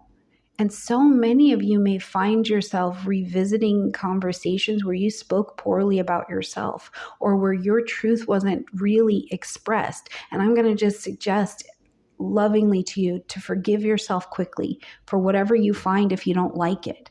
But realistically, this could mean that where there are misunderstandings that came from a lack of holding that grounding or holding that identity, if they come back up, if they resurface now, they're not here for you to second guess yourself. It's for you to hold your voice this time, because Mercury here sharpens your ability to speak from your soul, from your spirit.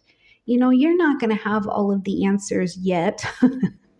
But I do think that clarity is coming here. So think about how you want to present yourself. As we get to the 20th, we've got your birthday moon at 28 degrees of Scorpio in that first house, but also we've got Uranus and a sextile to Neptune. So it is a busy day on the 20th and is nothing short of a day of rebirth for you. That new moon in your sign is an opportunity to plant your seeds of intention around transformation, self-ownership, authenticity, right? Scorpio, new moons in your sign are always powerful. It's the nature of your beautiful vibration you're carrying this lifetime. But they do demand the release of the old skin so you can step into the new identity. And even though you are like the master in this energy, growing into it and out of it yourself is still a bit of work. Now, Uranus and a sextile to Neptune here because they're both at 29 degrees. This is an anoretic, powerful energy. It adds a little extra magic, and it's to your partnerships and your creativity. So something here is being born from you And what's being born from it is attracting the connections that honor it.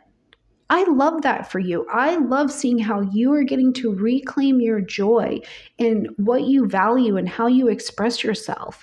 Maybe you're even choosing to actually embody a new role in your life, whether that's in your relationships, in your work zone, whatever this is for you. You're like, yes, okay, I'm accepting it. I'm letting it sink down to my Scorpio depth, and I'm going to live in it now. On the 21st, we see the sun shift into Sagittarius. I hope you had a beautiful birthday season, but it's time for the sun to move on. So as the sun shifts into your second house, joining Mars, there's a lot of intensity after that new moon. And now your focus is coming back to the money. How do you use your creative talents to let money flow towards you, your possessions, your value? Some of you with the sun here and Mars, you might be feeling a bit pulled to act on a financial decision that has come into your space. Yeah. The challenge is just going to be watching overspending. Or if you're trying to make an investment because you're chasing some kind of validation through the stuff, right? Others of you, you're rooted in your power. You see what matters and you're like, I'm buying this house, or I'm investing in this thing, or I'm allowing this amount of money to flow towards me because I'm rooted in what really matters to me. And that's a beautiful use of the next 4 weeks. On the 27th, we've got Saturn coming direct at 25 degrees of Pisces, lighting up your fifth house space. Now, earlier this year, Saturn did a brief little jaunt into fellow Martian energy Aries and into your sixth house. So we got this preview of discipline and what's coming for your health, your work, your daily routines. But retrograding back into Pisces would have brought you face to face with lessons around joy, pleasure, play, creativity, children, you being a child of someone, right? But I think a great question for you, Scorpios, has been, as Saturn's traveled through Pisces, is have you been taking your pleasure seriously? Do you understand the depth of clarity around what joy brings into your life? So now as Saturn is turning direct, I think there's clarity here. This might look like you're committing to some kind of creative project. In your romantic life, you're coming to the table with boundaries a little bit more clarified. You know, maybe you're feeling more confident about stepping into responsibility with children. The pain is still that if you're not used to receiving and allowing it to happen, this is a receiving vibration, you'll see that joy requires work, not avoidance. And that can be painful, a painful reality to work through. But the gift is that what you build with Saturn, my God, isn't it sustainable? It's a sustainable foundation for love, for art, for play, for your own expression, and something certainly to leave a legacy with your children. On the 29th, we see Mercury coming direct at 20 degrees of Scorpio, starting to clear the air, getting you an opportunity to clear up any misunderstandings that maybe have happened. But certainly, I think more importantly, the alignment between your mind and your voice and your values, which allows you to not think about, but we see you moving and speaking and standing in your power without that second guessing, is absolutely coming online at this time. Now, as we're going to end the month on the 30th, we see Venus shifting out of your sign and coming into Sagittarius. And let me tell you what, this is a sweet influence. This is a sweet influence for money and self-worth and bringing a salve and a sweetness to your relationships. I like it because Venus is not a hustle hard planet. She's not going out there to get that. Venus is calling in, pointing the hips at it and saying, come to me. So you may see yourself receiving gifts, financial opportunities. Maybe you just feel so much more damn confident about your values that it's like, no, I'm in alignment with my love and money. Okay, this is my truth and I'm in alignment with it. Now, the shadow side, because Venus comes with shadow as well, is overindulgence or reckless spending. Okay, so you just want to choose to, whatever beauty comes to you, even if it's in the form of delicious compliments, if it's in delicious opportunities to expand your world in some way, choose to invest well in yourself. Just keep it in moderation. All right, beautiful Scorpios. I think that this is one of the most defining months of the year for you, mostly because it's birthday time. We've got the new moon happening here. There's a lot going through your sign, but the opportunities for your new empowerment and to live embodied in them is exactly what's on the table. So go forward, live in grace, glow in grace, truly and unapologetically. I love you, Scorpio, and I will see you in December. Brilliant and beautiful Sagittarius friends, and welcome to your horoscope for November of 2025. And Sagittarius, this month is almost all about you.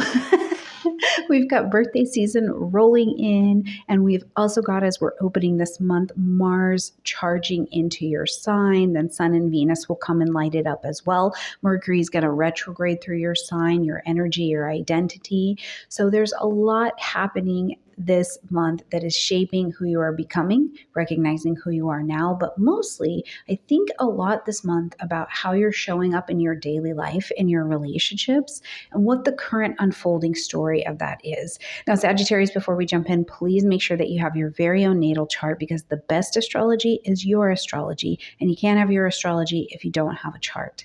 All right, Sag, let's get in here. At the beginning of the month on the 4th, we've got Mars coming into your first house. Whoa, feel that energy, because Mars is bringing action. It's bringing movement. So your energy is rising. There's a boldness that comes with this. You know, it's like, I'm ready to fight. Sometimes it can be, I'm ready to flight. So we have to be mindful of how Mars is working in this particular area. What we can use it as is an incredible time to push forward. What kind of personal projects do you have going on? Or where do you need to take a step into some kind of leadership? That's a great use of this particular transit. Now, the caution, of course, is that Mars can be hot-headed. So it is in your best interest to be careful not to bulldoze other people down in going after something that you desire, or bulldoze people down with your enthusiasm, because maybe this is bringing you a lot of energy and that confidence is coming back up for you. Let's say it's in a relationship or something, and you're like, I'm going to say it with my chest out, and you say it so much with your chest out that it is not the kind of conflict that clears the air and gets things going in a better direction. It's that you've burned someone down. So you want to embody the courage, Sagittarius, embody how it helps you move through the world. Just make sure you don't use it to do damage. On the 5th, we've got a full moon happening at 13 degrees of Taurus. This is going to light up your 6th house space. Now, that 6th house is work, health, daily routine. So something in your everyday life is reaching its turning point, right? The job, the health habit, or even your relationship with productivity and your own schedule. Is your life showing up as a valuable service that nourishes your day-to-day life? It has good value to it, or is it draining you? Now, the full moon is always going to ask us to end something, acknowledge something, or to make an adjustment. And a Taurus moon is reminding us that what we cling to is going to be the thing that's holding you down, right? Holding on to a routine that doesn't work anymore is not a gift. So the pain point is going to be letting go of comfort in favor of genuine, nourishing change. On the 6th, we've got Venus sliding into the vibration of Scorpio, and this lights up the 12th house for you. Now, this is the place of the behind the scenes, the secrets, the subconscious, where we retreat, love, money matters, things that have maybe felt a bit more hidden or private are coming to highlight at this particular time. Now, Venus is an attracting in energy, so we're attracting things in, calling it to us. So it can make that rest and that retreat a little bit easier. It can mean that you're working on a project behind the scenes and Venus is blessing it with fingertips of finance, right? It could also mean that an old love or an old financial situation surfaces, but it's for closure. Now, in your daily life, this is a thing that has just got my full attention for you this month, Sagittarius. It could mean that you are reflecting deeply on the past. Some of you might be having private or secretive romantic things going on, an encounter, shall we call it? Or you're realizing that money has been tied up in some kind of unspoken agreement, maybe in a position of sabotage. And this is a time where, as it becomes, more available to your attention, to your consciousness, like healing that hidden space, is going to come through facing them honestly, right? Being very scorpionic about it, but that you get the freedom when that happens. Now, on the 7th, we've got Uranus, who's already retrograde, but re-entering into the vibration of Taurus. So back into the 6th house space. Now, at 29 degrees of Taurus, Uranus is working in full power here. You know this. You've been working on this since 2018. Uranus and Taurus has been shaking up this daily routine, this house, your health, your service, your relationship to feeling steady in a daily way. But earlier this year, we saw that Uranus dipped into Gemini right across the street from you into the 7th house. And this was bringing those changes to relationships, to partnerships. So now that as it comes back to Taurus, it says, hold on, we're not done doing a systems check yet. We still need to check on this. So, Sag, make some space. Maybe there's a sudden change that happens at work, or something is happening in your health and the revelation is coming of it now, or there's a routine you really thought it was really stable and now you're feeling again like it's less stable, right? The pain is instability, or the feeling like I can't rely on this structure anymore. But the gift, as it's back at this 29 degrees of Taurus, is build a new one. Build what you want. Taurus builds and maintains. Build a new one. Build something that's more flexible. It has rhythm. It has strategy to it. Something that supports the adventure that makes up your beautiful Sagittarian energy. Build the life that you want and don't let anybody tell you different.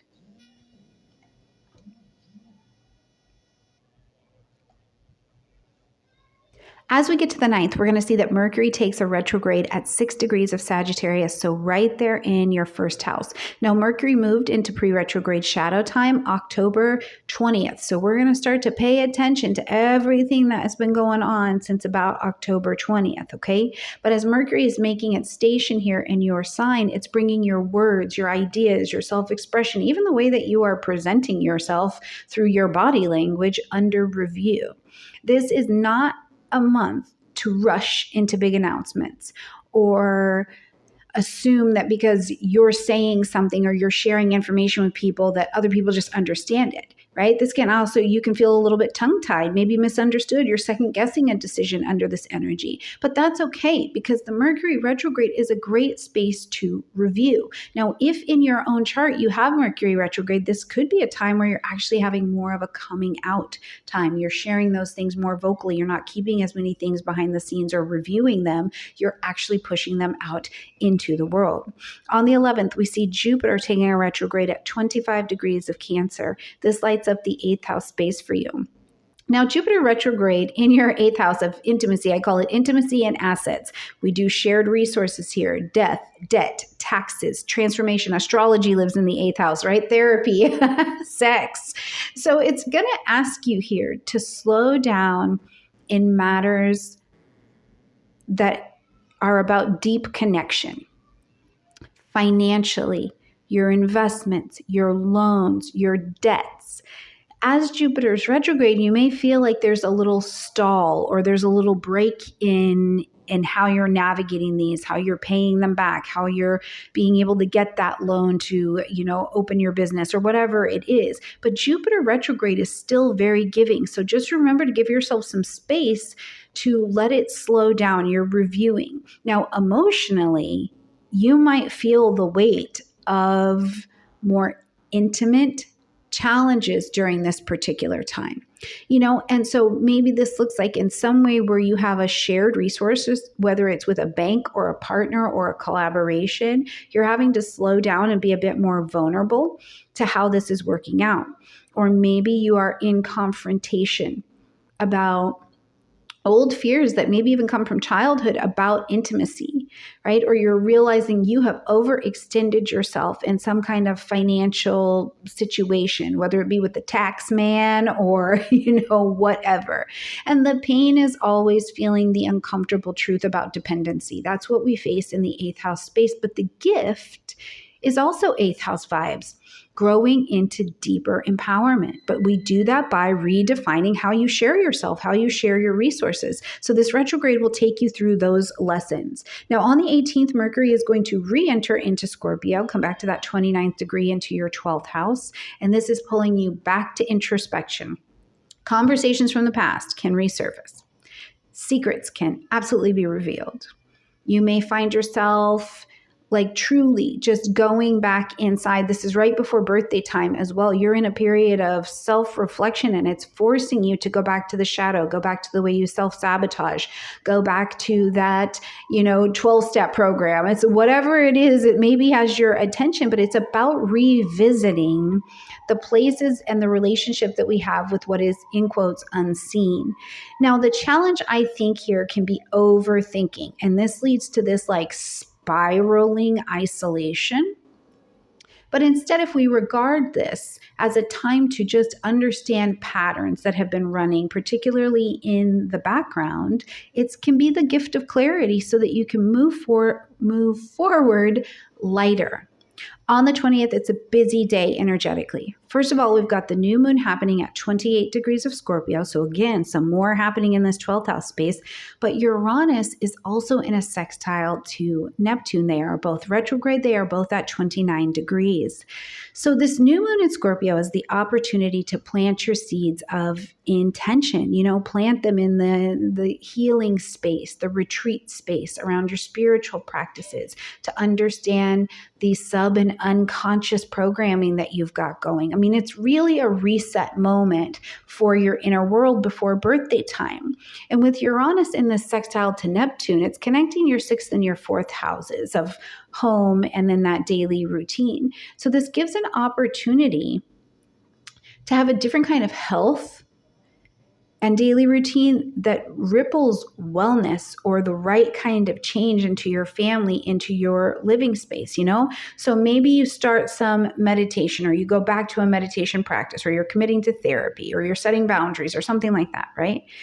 But what happens from it is that there's a bit of a rebirth, and it clears like the inner clutter, so that you're feeling more like you're sitting in your power, particularly for when the sun moves into your sign. But the challenge is going to be, even with the blessing of these energies, is confronting the fears that you'd rather keep hidden.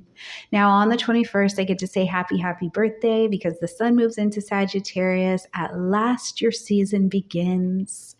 The sun shining in your first house, amplifying your vitality, amplifying your presence. After weeks of inner work, now you get to step forward and demonstrate what you've learned. Bring that confianza, they call it, confidence, and bring it to be seen. And I feel like you do feel more seen. You feel more energized again to step into your life for this next year. And maybe you are finally launching that project. Maybe you're feeling a bit more confident and magnetic and ready to try out here in these relationships. Either way, there's a sense of simply regaining a bit of momentum at birthday time. Now, on the 27th, we're going to see Saturn come direct at 25 degrees of Pisces. This is going to light up that 4th house space for you. And as Saturn stations direct here in the home, family, real estate, property, your roots area, we have to reflect on what the path of Saturn has been, because earlier this year we saw that Saturn just briefly came into Aries, lighting up that 5th house space, right? It's hinting at the responsibility that you're going to take in love, around children, around being someone's child, around your joy, your pleasure, your play, beginning new things. But then it was retrograding back into Pisces, bringing you face to face with some unfinished lessons or business about home and your roots, right? And now that Saturn is moving direct, it's going to ask you, Saturn's going to demand some commitment from you in understanding what you've really seen. So for some of you, it may look very much so like I'm finalizing a move. Others of you, there's going to be setting new family boundaries because you saw some things, and spiritually it like opened your spiritual eyes, and I do think that it's Saturn. So we think about the bones, and maybe some of you are actually just making structural changes to your home. And the challenge with Saturn for all of us is that responsibility can feel heavy, but the gift of Saturn is that when you get it and you're getting the mastery, the solid foundation that you build, it's going to support the craving of freedom that you have to live and move and have your being even within your family unit, because you know how to carry it now. Now, on the 29th, we're going to see Mercury come direct at 20 degrees of Scorpio, and it's going to bring a little notch. It clicks the dial just a little bit so that clarity can start to come back online, particularly clarity and the things going on behind the scenes, right? Conversations, secrets that felt muddled earlier in the month are going to now start to make a little bit more sense and they have a bit more clarity. Or you have this aha moment in therapy, or, there's a wound that's been presenting itself. And even if you've, particularly since the eclipse, been trying to push it down a bit, it's surfaced and you're seeing how you can bring some closure around to it. So clearer mental space, clearer peace, the ability to move forward without carrying old mental baggage, I think is a great benefit of Mercury coming direct. Now, as we are going to end the month, we're ending it on a sweet treat. Venus is going to join the party in your sign, amplifying that love, that harmony, that beauty, that attracting in energy into your life. You feel more magnetic, more ready to connect and be social. People are drawn to you because you're calling in the right kind of warmth into your life.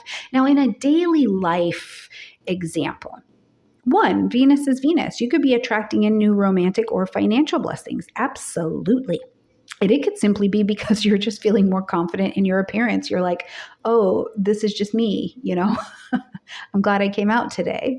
Now, the challenge whenever Venus is anywhere, but particularly in your first house, is overindulgence. You're doing the most. Okay. I want you to do the most, but not the most. Okay. But the gift is to celebrate yourself. Celebrate yourself, celebrate your journey, celebrate your relationships, and look at from this year at birthday time from last year, where have you grown and where do you feel more capable to receive love and to receive and allow the enjoyment of who you are to be a part of your life? Because make no doubt, November 2025 is a rebirth month for you. Absolutely 100%. So be ready to embody this next version of you that is ready to rock and roll and drive the rings as we're traveling through the rest of 2025 and for your next solar year as well. Okay, my beautiful Sagittarius friends, I hope you have a gorgeous birthday. Please let me know. What are you doing for your birthday? Let me know that in the comment section down below. I love you, and I'll see you in December.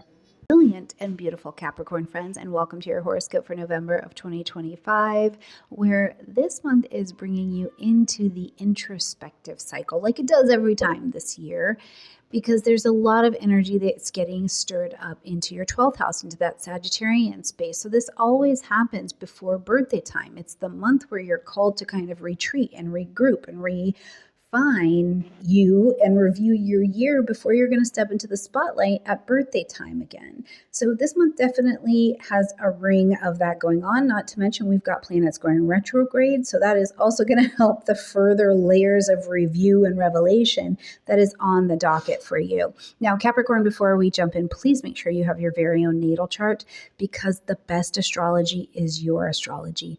I and everybody on the godforsaken internet is only going to be able to give you a general reading unless we're actually reading your chart. So this is where you get to be your very own best astrologer and see where these transits are actually happening in your chart and get the good story of how this is going to unfold. Okay, you can do that in my description box down below.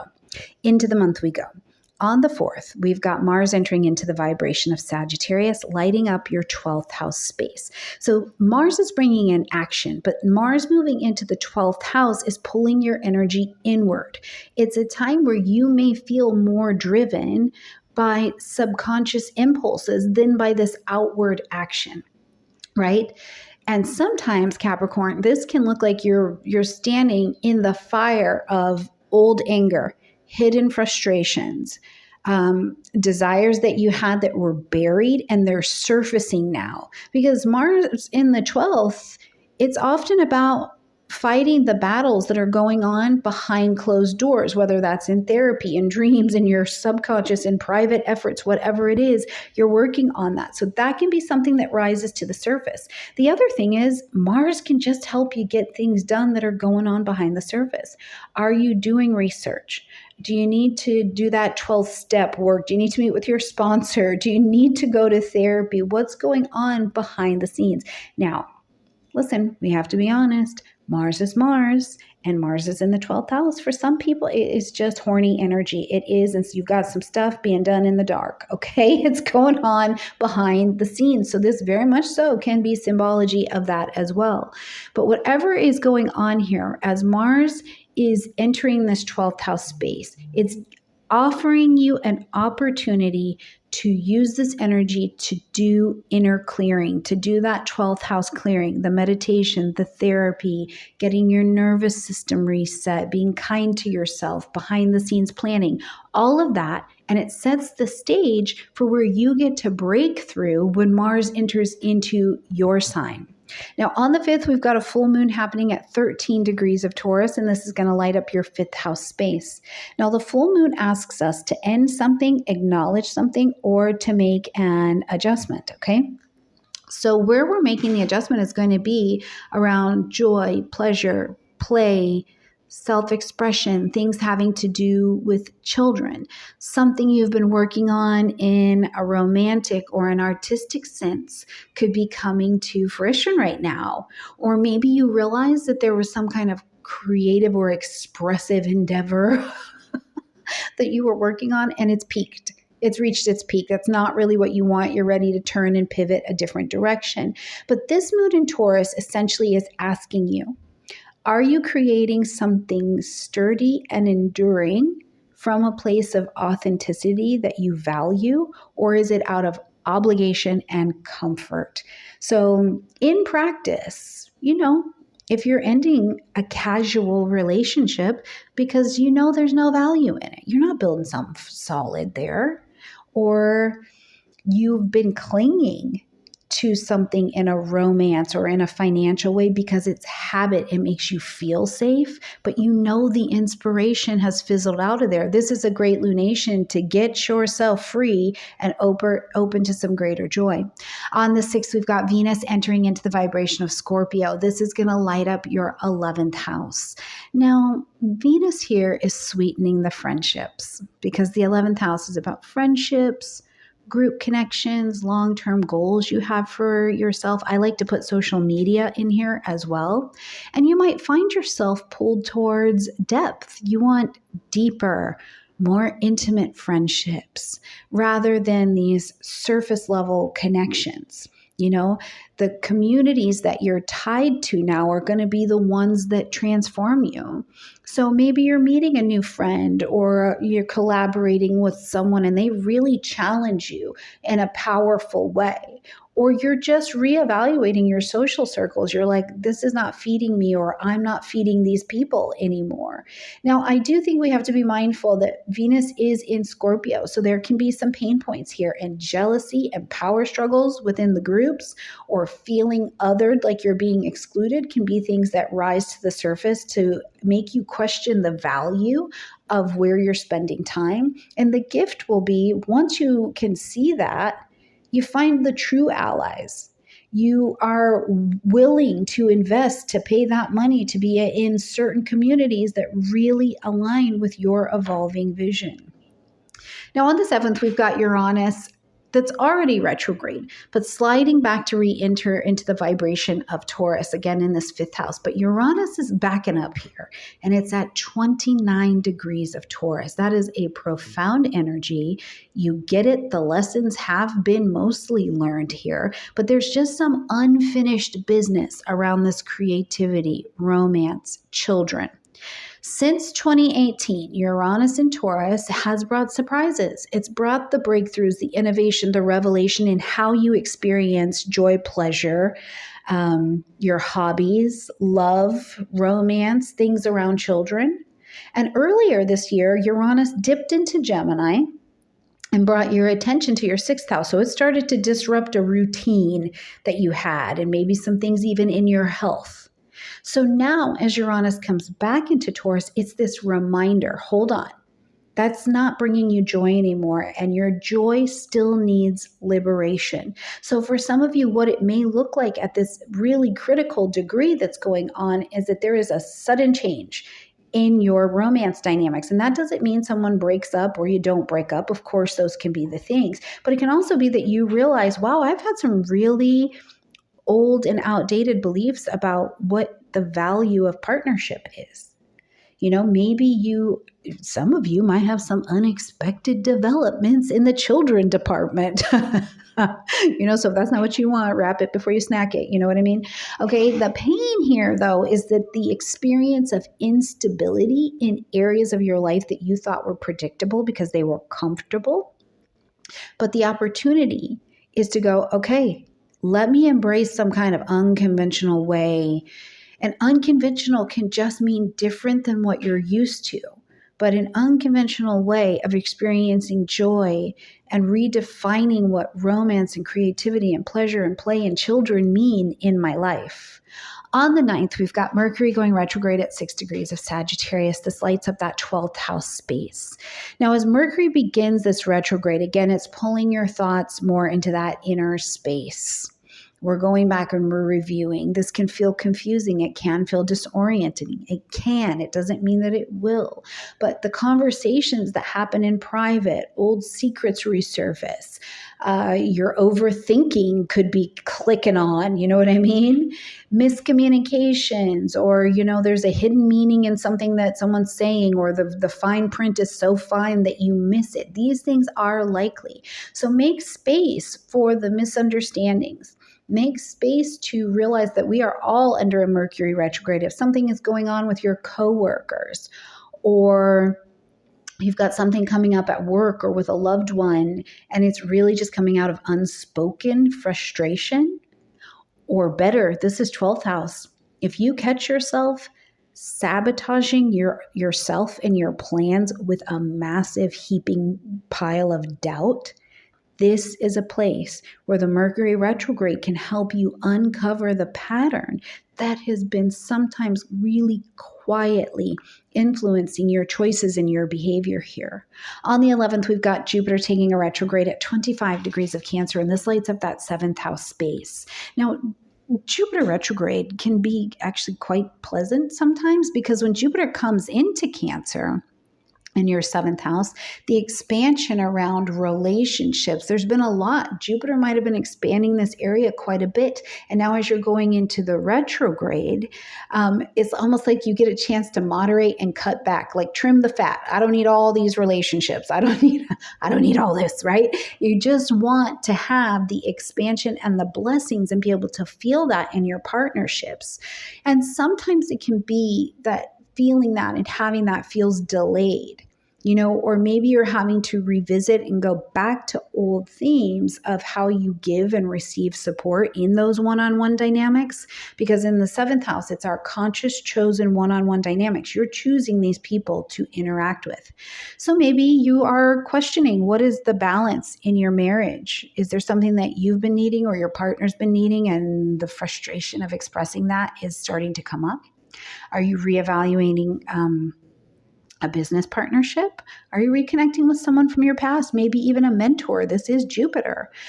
The pain, I think, here in every retrograde is realizing what we missed, right? So maybe realizing where there's something in your partnerships that's not balanced. It can't expand like this, but the opportunity is always going to be very Jupiterian, deeper wisdom in choosing who truly supports you and your growth, and truly choosing your own growth.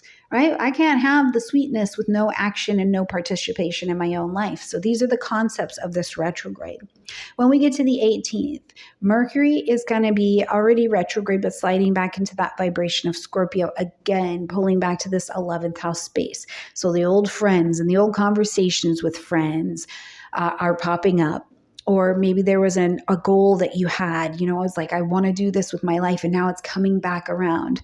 Still, again, we have the space of potential miscommunication, but now it's moved from just the subconscious space into groups and projects and networks and social media, so it's a good time during this portion of the retrograde to realize if there's a falling out with a friend. Maybe the falling out is in the space that's very Scorpio. We need to get to the root of this. We need to have an honest conversation about what the hell's going on over here. We need to take a chance to reconnect with someone that maybe was really meaningful from our pasts, and we need to set something right, because the opportunity that Mercury retrograde is going to bring is clarity. but also in Scorpio to help you refine and redefine which connections, which dreams, which visions are the ones that are truly aligned and that you genuinely desire. Because if you don't truly want it, trying to align with it and live it is going to be really hard, you know? So when we get to the 20th, we've got the new moon happening at 28 degrees of Scorpio. And at the same time, we're going to see that Uranus is coming into a sextile with Neptune. Now, Uranus and Neptune are both in signs at 29 degrees. So this is a powerful reconnection for them. So first of all, this new moon happening in your 11th house space is offering a chance to reset and plant your seeds of intention around friendship, social groups, those long-term visions. So as you're planting your seeds, plant for new collaborations, for community connections that feel like these are my people. These are the people that my soul desires to be with and learn this next set of lessons with and grow with. And with Uranus and Neptune in a sextile here, you link with people in more powerful ways, right? Like your creativity and your voice are actually going to be able to inspire the right community around you now. It's like, you know, maybe you're starting a new group project, or you're joining a community that you're like, I really feel at home here, or you're speaking your truth there and it's supported and you feel that. But still the challenge will be letting go of the old group or the old dream that just doesn't fit anymore. And this can often come from, I feel like there's nobody around like me, but instead the opportunity is aligning your vision, right? You get that alignment because who you're becoming, you're already calling in, whether you know it or not. On the 21st, we see the sun entering into Sagittarius, lighting up that 12th house space, and it's joining Mars. You know, there's a focus now that's starting to come to your inner world. This is the time to rest, to recharge, to do the behind the scenes work. Your energy can start to feel a little bit lower or less motivated, but it's a necessary pause before your birthday time. And I think that the universe is kind. It's also a time for you to retreat a little from the spotlight and spend that time in solitude and go into, okay, in the last 12 months, in the last year, from one birthday to the next birthday, where do I need to go in and process and release and surrender through my healing and spiritual practices, the lessons I'm done with and the ones that I'm still learning? Where do I go into the cave of my own being and forgive myself for the mistakes I made and celebrate where I've grown as well? Where do we do that? The challenge can be, right, particularly for you, is that how can I do that? How can I go into the cave of wonders? Because I might feel unproductive or invisible. But the gift here is to celebrate yourself. You're going for inner renewal. You're going at the end of a year to look over what you've done and pay witness to your own life. And that prepares you to walk really powerfully into the comeback or the next iteration as birthday time rolls around. On the 27th, we've got Saturn coming direct at 25 degrees of Pisces, lighting up your third house space. The third house is about communication, learning, siblings, contracts, writing. I like to put websites in the third house. So earlier this year, Saturn briefly took a jaunt into Aries, lighting up your fourth house space. So it gave this preview of where responsibility of home, family, real estate, property, where it's all going to go. But retrograding back into Pisces, it's forced you to kind of face discipline in your thinking and your learning and your communication, and certainly in trusting your intuition. So now that it's direct, Saturn is helping you, I think, just clarify the voice here. This can mean that you are finally committing to that writing project. You are committing to building boundaries and conversation and communication with your siblings. You are looking at refining your mental focus, your mindfulness, the way that you surround yourself with information that informs how you learn and you live. Now, the challenge here is that it's still Saturnian, right? It's still Saturnian. The words, the learning, the networking still require effort. But the gift of putting that effort and taking responsibility for it there and trusting your intuition to guide you as well is lasting mastery and clarity in how you communicate in every way. As we get to the 29th, we see Mercury coming direct at that 20 degrees of Scorpio, back bringing some more energy into that 11th house space. So Mercury direct, we're going to clear up some confusion in this 11th house space. Projects that were maybe stalled earlier in the month can start to move forward. We're repairing some misunderstandings in a friend or a social group. All beautiful things. Now, as we are going to close out this month on the 30th, we've got Venus entering into the vibration of Sagittarius. So Venus is joining the sun, joining Mars, joining all of this energy that's been going through your 12th house. And it's a time of hidden pleasures, spiritual healing, the things going on behind the scenes, like quiet love. You know, Venus is calling in. It's calling in. It's not hustling out. You might crave more privacy in your relationships. You might want to bring yourself into a space of experiencing closure around things in romance, in money, in value. You know, maybe there's a certain idea that you had around what the value of adventure is, what I'm trying to say. Like, you used to think that chaos was adventure, and now you're like, that's not actually the adventure I want to go on. I'd like something else. You know, now some of you, I already talked about Mars. But for some of you too, Venus is in the 12th house. There can be a secret romance going on. Okay. Or maybe you're just in solitude, feeling more pulled towards healing and beauty and taking care of yourself. As long as you are moving in a way where the isolation is about healing, not just isolating, then the gift can be rediscovering the sweetness and the stillness of life and rest and beauty, and preparing to, at birthday time, emerge here in December, well rested, with your face moisturized. That could be a really good gift for you. All right, beautiful Capricorns, as you travel November, remember this is the slow down and regroup month for you, but I think there's a lot of clarity of your vision and building a new foundation that you'll be ready to pop out of your birthday cake with as we get to December of 2025. So let me know how November goes for you in the comment section down below. Brilliant and beautiful Aquarian friends, and welcome to your horoscope for November of 2025, which is a month that pulls at both your roots and your wings. So what an interesting month we have on our hands, but really the spotlight this month, Aquarius, is coming into your career with all this Scorpio activity in your 10th house, but also your 11th house of friends, of community, and future vision is really, really lighting up. So we've got a good story this month to break down here. Now, Aquarius, before we really jump in and peel this thing open like the best orange ever, please make sure that you have your own natal chart, because the very best astrology is your astrology, and me and everybody else on the internet is only giving you a general reading, but you want the best. I want you to have the best, and you can only do that by looking at your own astrological story. So make sure you grab that and you see where these transits are happening in your actual chart so that you get the best juice out of this orange. That was a lot. Okay, Aquarius, here we go. Into the month.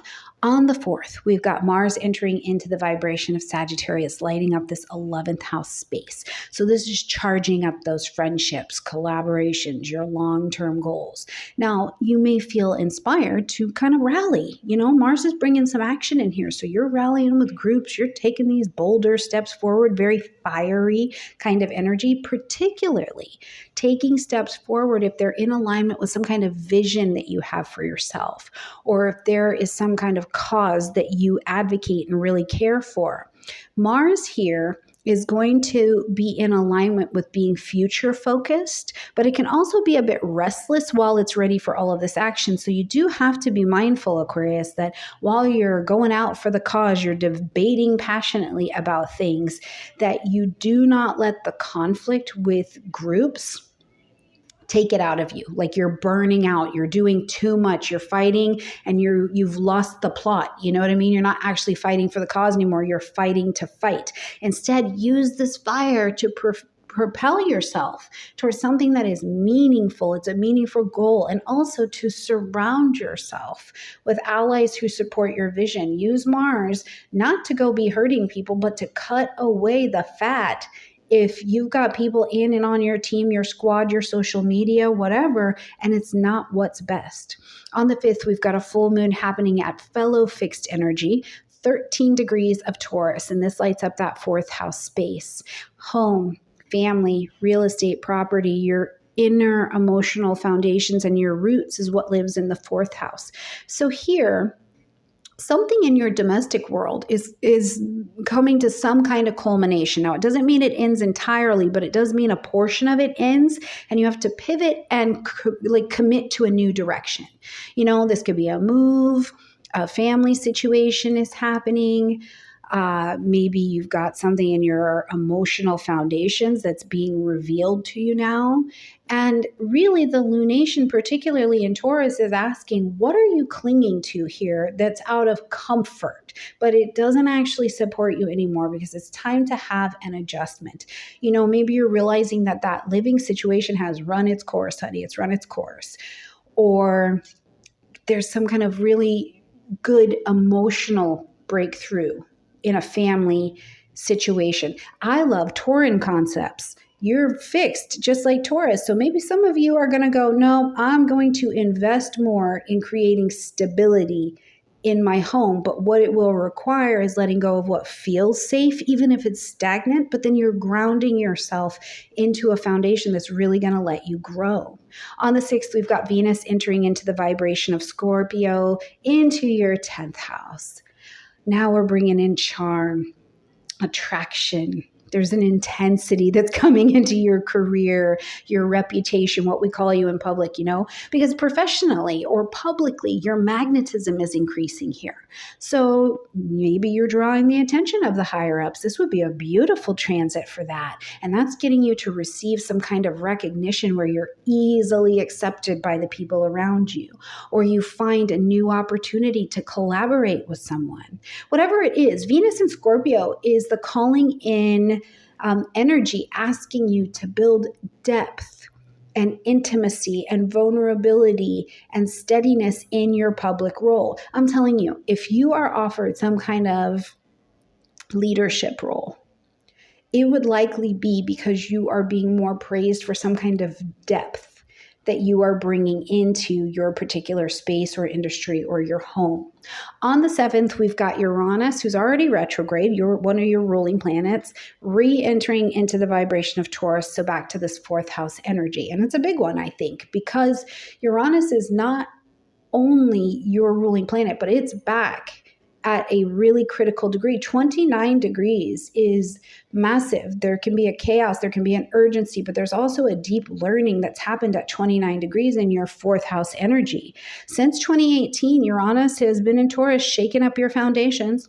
Sudden moves, sudden deaths, sudden births, family upheaval, radical changes in how you define home. And yes, I have that in quotes. And for some of you, that's even looked like your country. Maybe I don't call this country my home, or maybe I don't recognize it, right? And then earlier this year, Uranus did a brief move into Gemini, so giving us this preview into your 5th house. How do you love?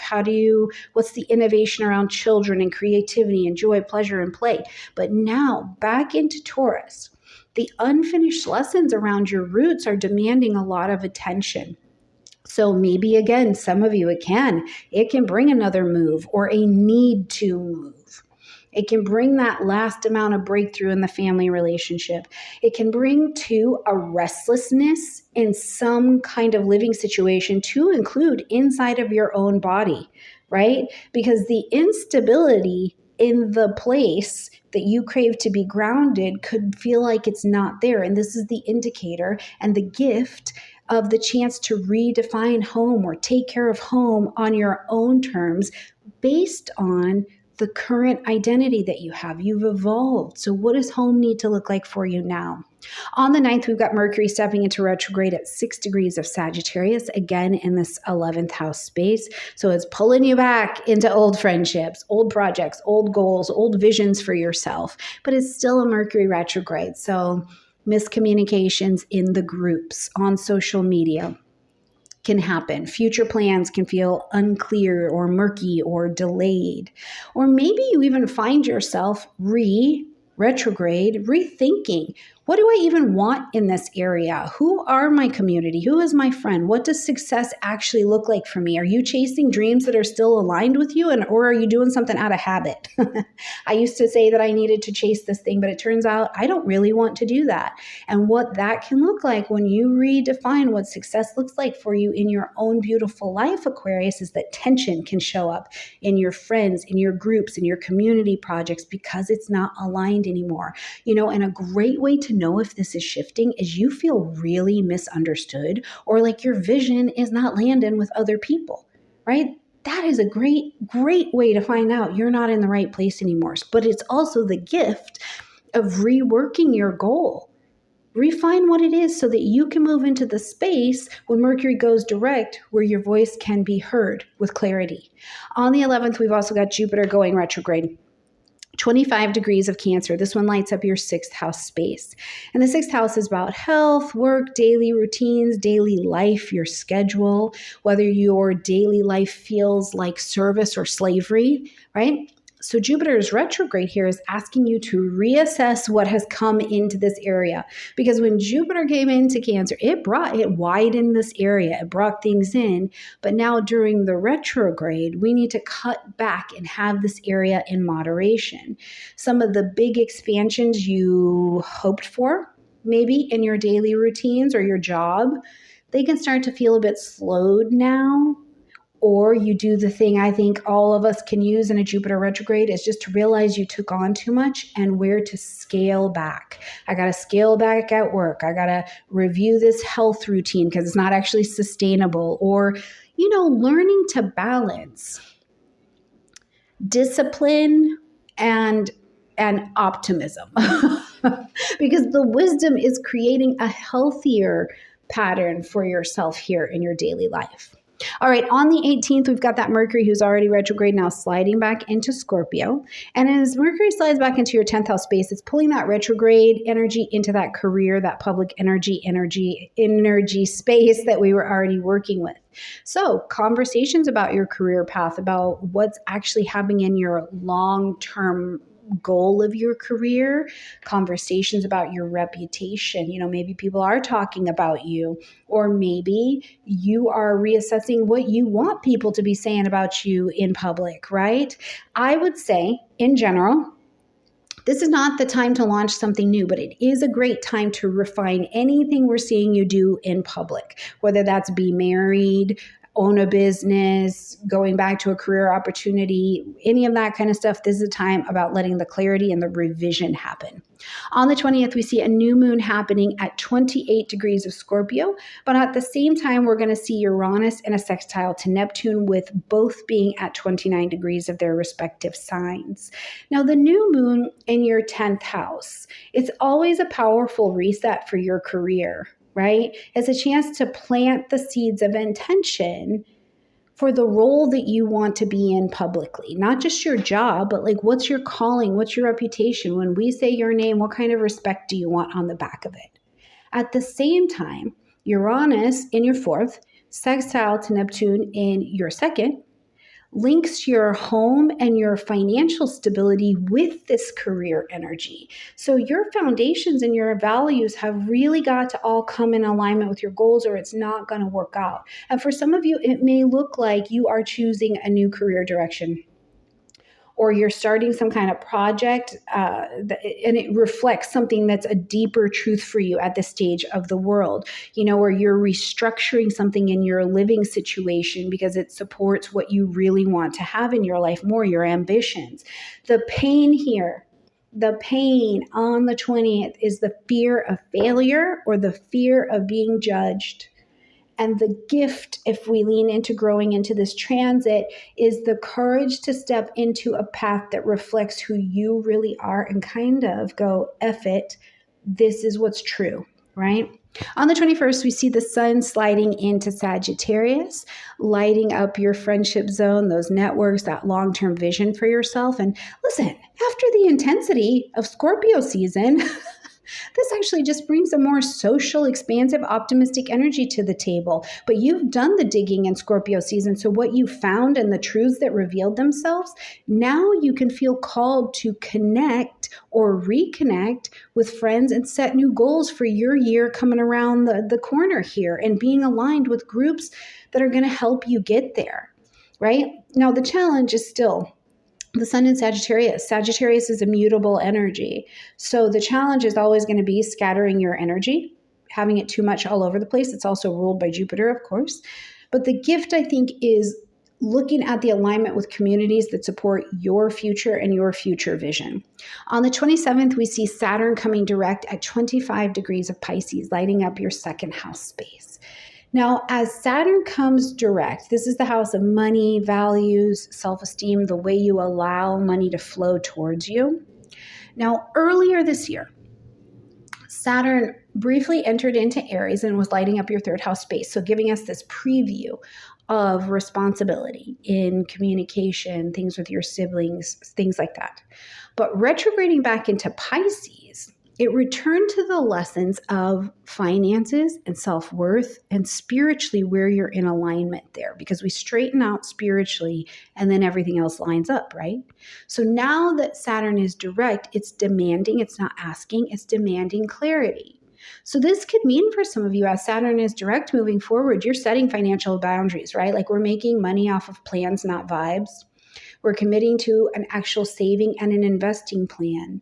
We're using that savings, not just in a regular savings account, but maybe in a high yield, so that money is making money. Or you're learning to value yourself in really tangible, touchable ways that feel in alignment with your spiritual energy.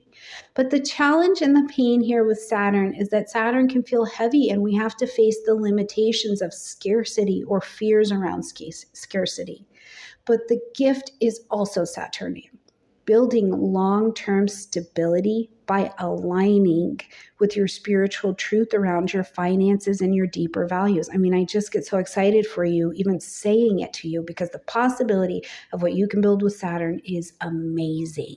Okay, on the 29th, Mercury is coming direct at this 20 degrees of Scorpio. And as it stations direct in your 10th house, we're clearing up a bit of confusion. So whatever was going on in the career or the reputation, there's a bit of clarity coming around that. So any of the conversations as well about your role in the world can feel like they're moving forward again.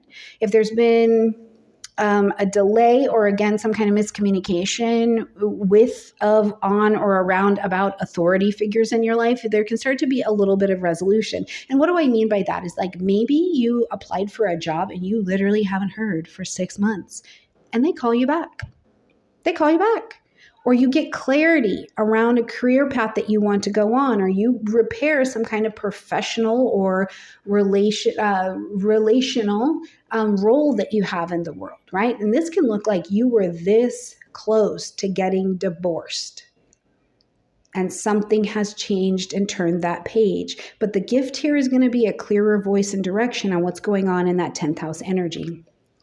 Now, as we are going to close out this month on the 30th, Venus is entering into Sagittarius, and I think that the month closes with a little bit of friendship sweetness or social sweetness. Let me say it that way, right? Because the friendships here, Venus brings a little cup of sugar, and it sweetens these opportunities to connect and to increase how we're connecting and feel more supported by the networks that we're a part of, because Venus is also social. So here, being social and optimistic like Sagittarius and future focused minded, this is a beautiful transit to, in your daily life, look at how you're reconnecting in joyful ways and harmonious ways and delicious ways with friends, with social circles, where you're allowing yourself to be Venusian, to receive support, receive engagement for a long-term project, right? The gift is joy of connection and a reminder that your future is so much brighter if you don't try and walk it alone. All right, my beautiful Aquarian friends, I think the month, again, you're balancing a lot of this private stability with the things that are happening in public, but the new seeds that you plant here are going to be rallying the right kind of allies around you, particularly if you let it and you allow yourself to receive. Let me know how it's going for you in the comment section down below. I love you a ton, Aquarius, and I will see you in December. Absolutely brilliant and beautiful Pisces friends, and welcome to your horoscope for November of 2025, where Pisces, November is a month where your voice, your public role, I think your sense of identity are all in this space of not just powerful transformation, but you're acknowledging how you've changed and how that is going to help you move forward as well. I mean, there's a pretty big turning point happening this month with Saturn actually coming direct back in your sign. So we have plenty to talk about this month. But Pisces, before we do so, please make sure that you have your very own natal chart, because the best astrology is your actual astrology. I'm going to give you a general reading. Everybody on the internet, everybody in these astrology books, we're going to give you a general reading because that's all we can do. We don't have your chart. So you get to be your own astrologer a bit here and see where these transits are actually happening in your own chart so that you're getting the good juice out of all of this, okay? So if you need your chart, you can get it in the description box down below. Now, right into the month we go. Now, on the 4th, we see Mars entering into fellow mutable energy Sagittarius, lighting up your 10th house space of career, public reputation, and soul level calling. And it is firing it up. This is Mars. It's firing up your ambition. So you might be feeling really ready to take some more bold professional action. You want to advocate for your work. You want to put yourself out there more publicly. It's the kind of energy that can help you step into leadership, but it can also make you incredibly impatient or reckless if you do not have a clear vision. So pay attention, use this energy, because the gift is aligning your ambition and your purpose and then being willing to fight for something that you truly believe in. But the pain is conflicts, particularly with people who are in authority positions, and then you're burning out because you're pushing too hard, too fast, and it's not clear. On the 5th, we've got a full moon happening at 13 degrees of Taurus, lighting up your 3rd house space. Now, the full moon in this 3rd house is about communication, siblings, networks, dynamics, learning. I like to put websites and writing those books in the 3rd house as well. But the full moon is asking us to end something, acknowledge something, or to make an adjustment. We have to pivot in some way and commit to a new direction. So Pisces, something you've been studying, writing, communicating about might be reaching its turning point and its culmination. Now, the 3rd house also governs your mindset. So this lunation, I think, is also asking you to release some kind of mental pattern. It's not serving you anymore, and commit to even speaking and thinking about yourself in a different way. And this can show up in conversations with siblings, like you've been having this conversation and it's reaching like a climax. Or you are starting or finishing a course or a project, and you realize that the way you've been framing your story and your mindset around this work that you're doing, it needs a change. And really, listen, it's Taurus. So the pain point here is that it's stubborn thinking, or you're clinging to something. It is outdated. Like that is a poop sandwich and you are trying to put a gold bow on it. You know what I mean? The gift, though, can be clarity in your voice and the courage to speak from a more grounded, very Taurian truth if you will be willing to get out of your comfort zone. On the 6th, we've got Venus entering into the vibration of Scorpio, lighting up your 9th house space. The 9th house, publishing, marketing, broadcasting, higher learning, travel, beliefs, anything that expands you out past the horizons. Now, Venus is Venus. Venus is not a hustle hard planet. So love and pleasure that you're calling in, you're drawing it to you. It's going to be found in experiences that expand your worldview. The relationships around you deepen through study, through travel, through spiritual growth. Maybe you're even being called to or calling in people into your space from different cultures or different backgrounds, and they're loving on you. You're receiving the love. You're receiving the education. You're loving on them. I do think for some of you, because this is a scorpionic kind of energy, even though it's in the 9th house space, it can look like you fall in love with an idea, or you're like planning this trip that really inspires you, and you get really rigid. and how you're thinking, and it turns into a power struggle, right? Or you need to have some faith that it's going to work out for you, and you are looking for a reason to fight with faith. That's going to be tricky. But I think the gift is letting vulnerability and curiosity open a new dimension of truth around connection and love and receiving into this area of your life. On the 7th, we've got Uranus, who's already retrograde, but it's going to re-enter into the vibration of Taurus, so back into this 3rd house space, but it's coming back, obviously re-stimulating this 29-degree space, which is really critical and really important. Since 2018, Uranus has been reshaping how you think, you speak, you learn, your relationship with your siblings. You know, you might have experimented with new technology, which would be wise.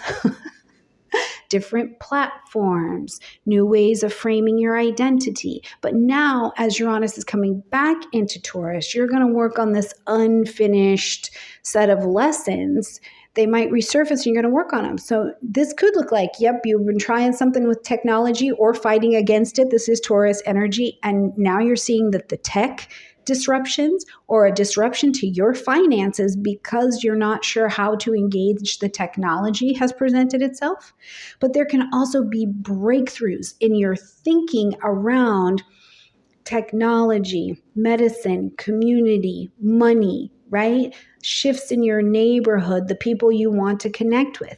The pain here, as we travel this and taking it across the threshold of 2026, is instability. And it's instability in some kind of communication, maybe feeling invisible, feeling restless maybe in your daily life, like your mind is going so fast, there's so much information to check in. But the gift is integrating innovation into your thinking, finding new ways to see how the world works, and it can help you to express your truth. On the 9th, we've got Mercury going retrograde at 6 degrees of Sagittarius into that 10th house energy. So pulling your focus back into your career, your public image, maybe even for some of you, your career plans, conversations with bosses, contracts, professional decisions, role decisions. And when I say role decisions, like the role that we call you in the world can also be, we call you wife, mother, grandmother, community coordinator, or I call you my neighbor, right? Like what do we call you in public? You could be renegotiating any one of these. But with Mercury retrograde, there can be a delay, or it requires another revision. You know, this project needs more edits. There's the delay in getting that promotion. Oh, that paycheck is delayed. That can be a thing. And the frustrations and the setbacks are frustrating. But it's also a great time where if in these areas of your life, there have been frustrations that are coming out of unclear expectations, you can use this time to adjust those. Now, on the 11th, we've got Jupiter going retrograde at 25 degrees of Cancer, and this is in your 5th house space. As Jupiter came in, it expanded this area. It's bringing in more love, joy, pleasure, play. Is bringing in things for the children. Some of you got pregnant. Some of you had babies, right? Now you have to review and kind of trim away the fat as Jupiter's retrograde, because Jupiter almost brought too much in. And now you may be reviewing, what is joy for you?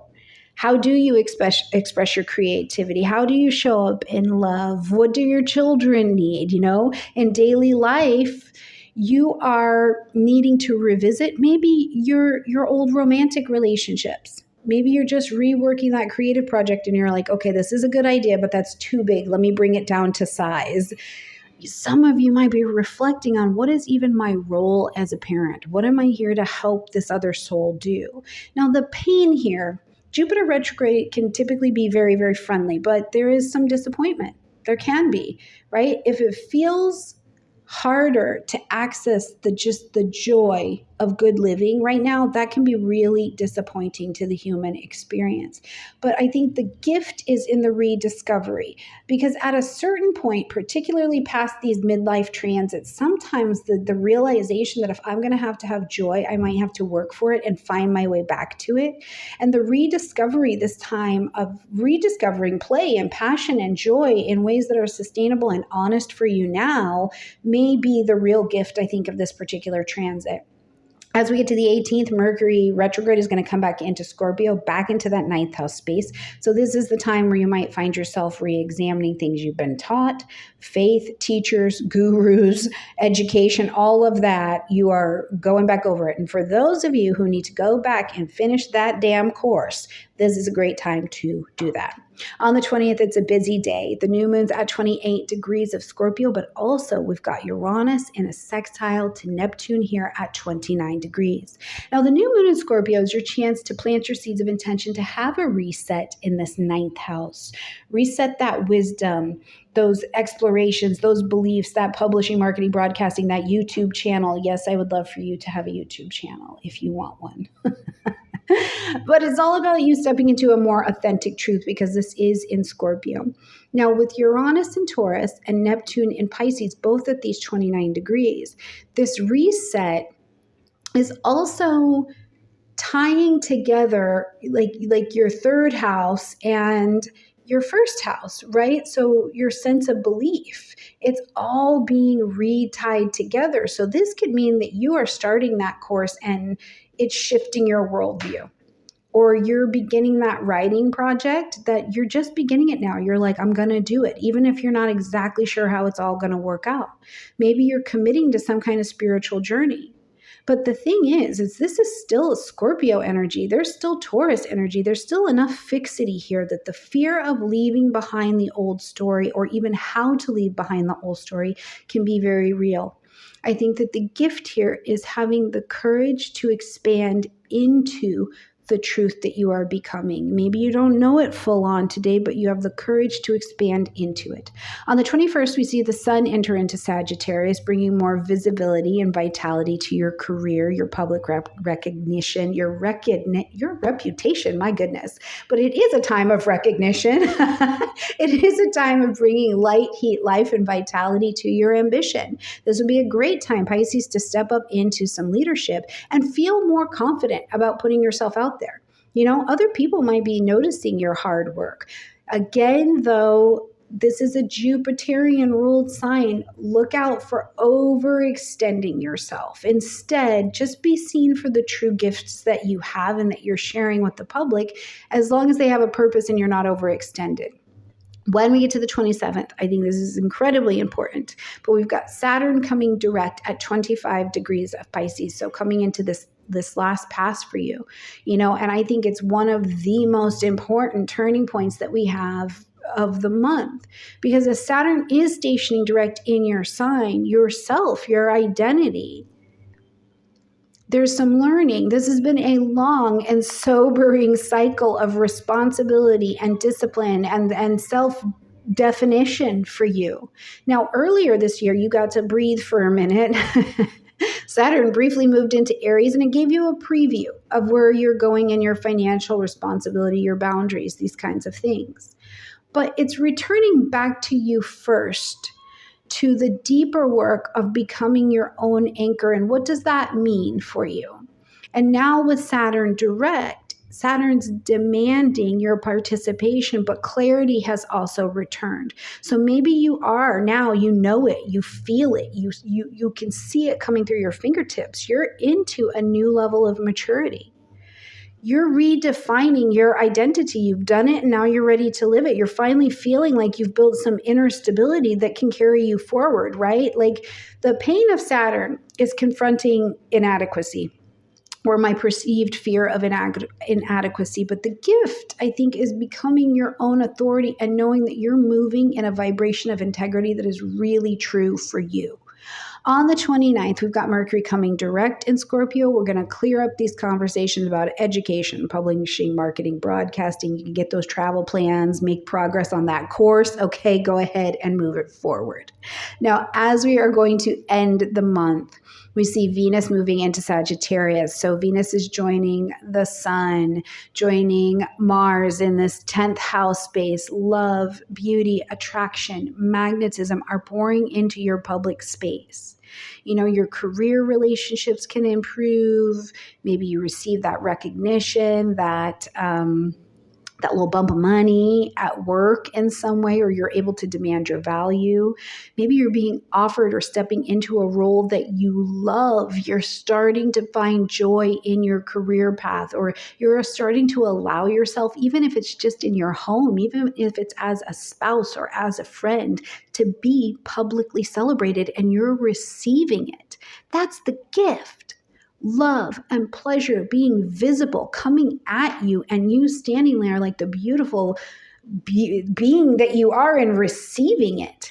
And then doing work that reflects your heart.